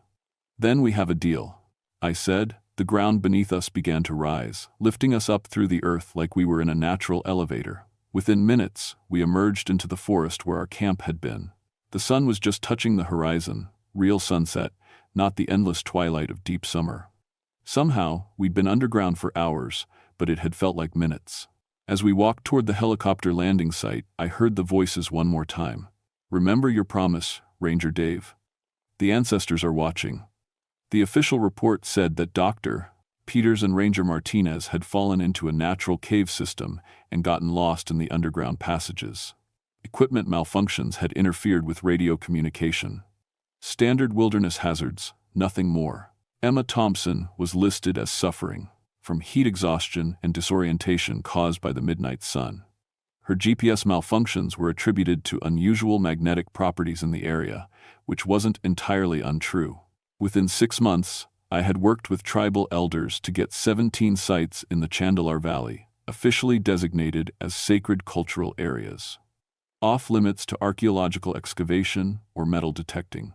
I told the Park Service they were important burial grounds that needed protection under federal law. I didn't tell them about the Ursanerat. But the partnership worked. Over the next few years, I learned to recognize the signs when the little people were active. Hikers would report compass problems or GPS malfunctions in certain areas. I'd know to steer search and rescue teams away from the sacred sites and toward places where lost people were likely to be found safe and sound. The Ursanerat kept their word too. People still got confused in the deep forest sometimes, but they were always led to safety. No one else disappeared underground. The tiny footprints appeared now and then, but only around campsites where people had left trash or violated fire restrictions. Dr. Peters became one of my strongest allies in protecting indigenous cultural sites. He never spoke publicly about what happened in the underground chambers, but he helped me identify and protect dozens of other important locations across Alaska. Kelly Martinez transferred to a different park after finishing her training. She said the experience had made her realize she was better suited for work that didn't involve extended time alone in the wilderness. Sometimes she sent me postcards from national parks in the lower 48. Emma Thompson still guides trips through Alaska's wilderness, but she avoids the Chandalar Valley. When people ask why, she just says the area has unusual navigation hazards that make it too dangerous for tourist groups. Sometimes, when I'm alone in the forest on a quiet night, I still hear the voices. They tell me about disturbances in the protected areas, someone camping where they shouldn't, or trying to dig for artifacts. I investigate these reports, and I usually find evidence of the problems they've described. The Ursanerat are still watching, still protecting. But now they're not alone. Last month, a gold prospector was found 60 miles from where he'd entered the wilderness, suffering from what the doctors called severe spatial disorientation. His metal detector had been completely destroyed, not broken, but dissolved, like it had been dunked in acid. He told the investigators that tiny voices had followed him through the forest for days, whispering threats in a language he didn't understand. Every time he'd tried to use his metal detector near what looked like old burial mounds, the device would spark and smoke. Finally, he'd thrown the detector away and hiked out as fast as he could. The man was treated and released. His prospecting permit was revoked for violations of protected area regulations. I never filed a report about voices in the forest or dissolved metal detectors. Some things are better left unexplained, but I keep my promise to the old ones. The sacred places remain protected, the ancestors sleep undisturbed, and the Ursenrat continue their ancient watch over the wilderness. And sometimes, on very quiet nights, when the aurora borealis dances green across the sky, I can hear them singing in the deep places beneath the earth, songs that have been sung since the world was young, songs that keep the balance between the old ways and the new. I'm 58 years old now, still ranging through Alaska's wild places. I've got maybe 7 years left before retirement, maybe 10 if I'm lucky. When that time comes, I'll need to find someone to take over the partnership with the Ursenrat. Someone who understands that there are older laws than the ones written by humans, and deeper responsibilities than the ones listed in any job description.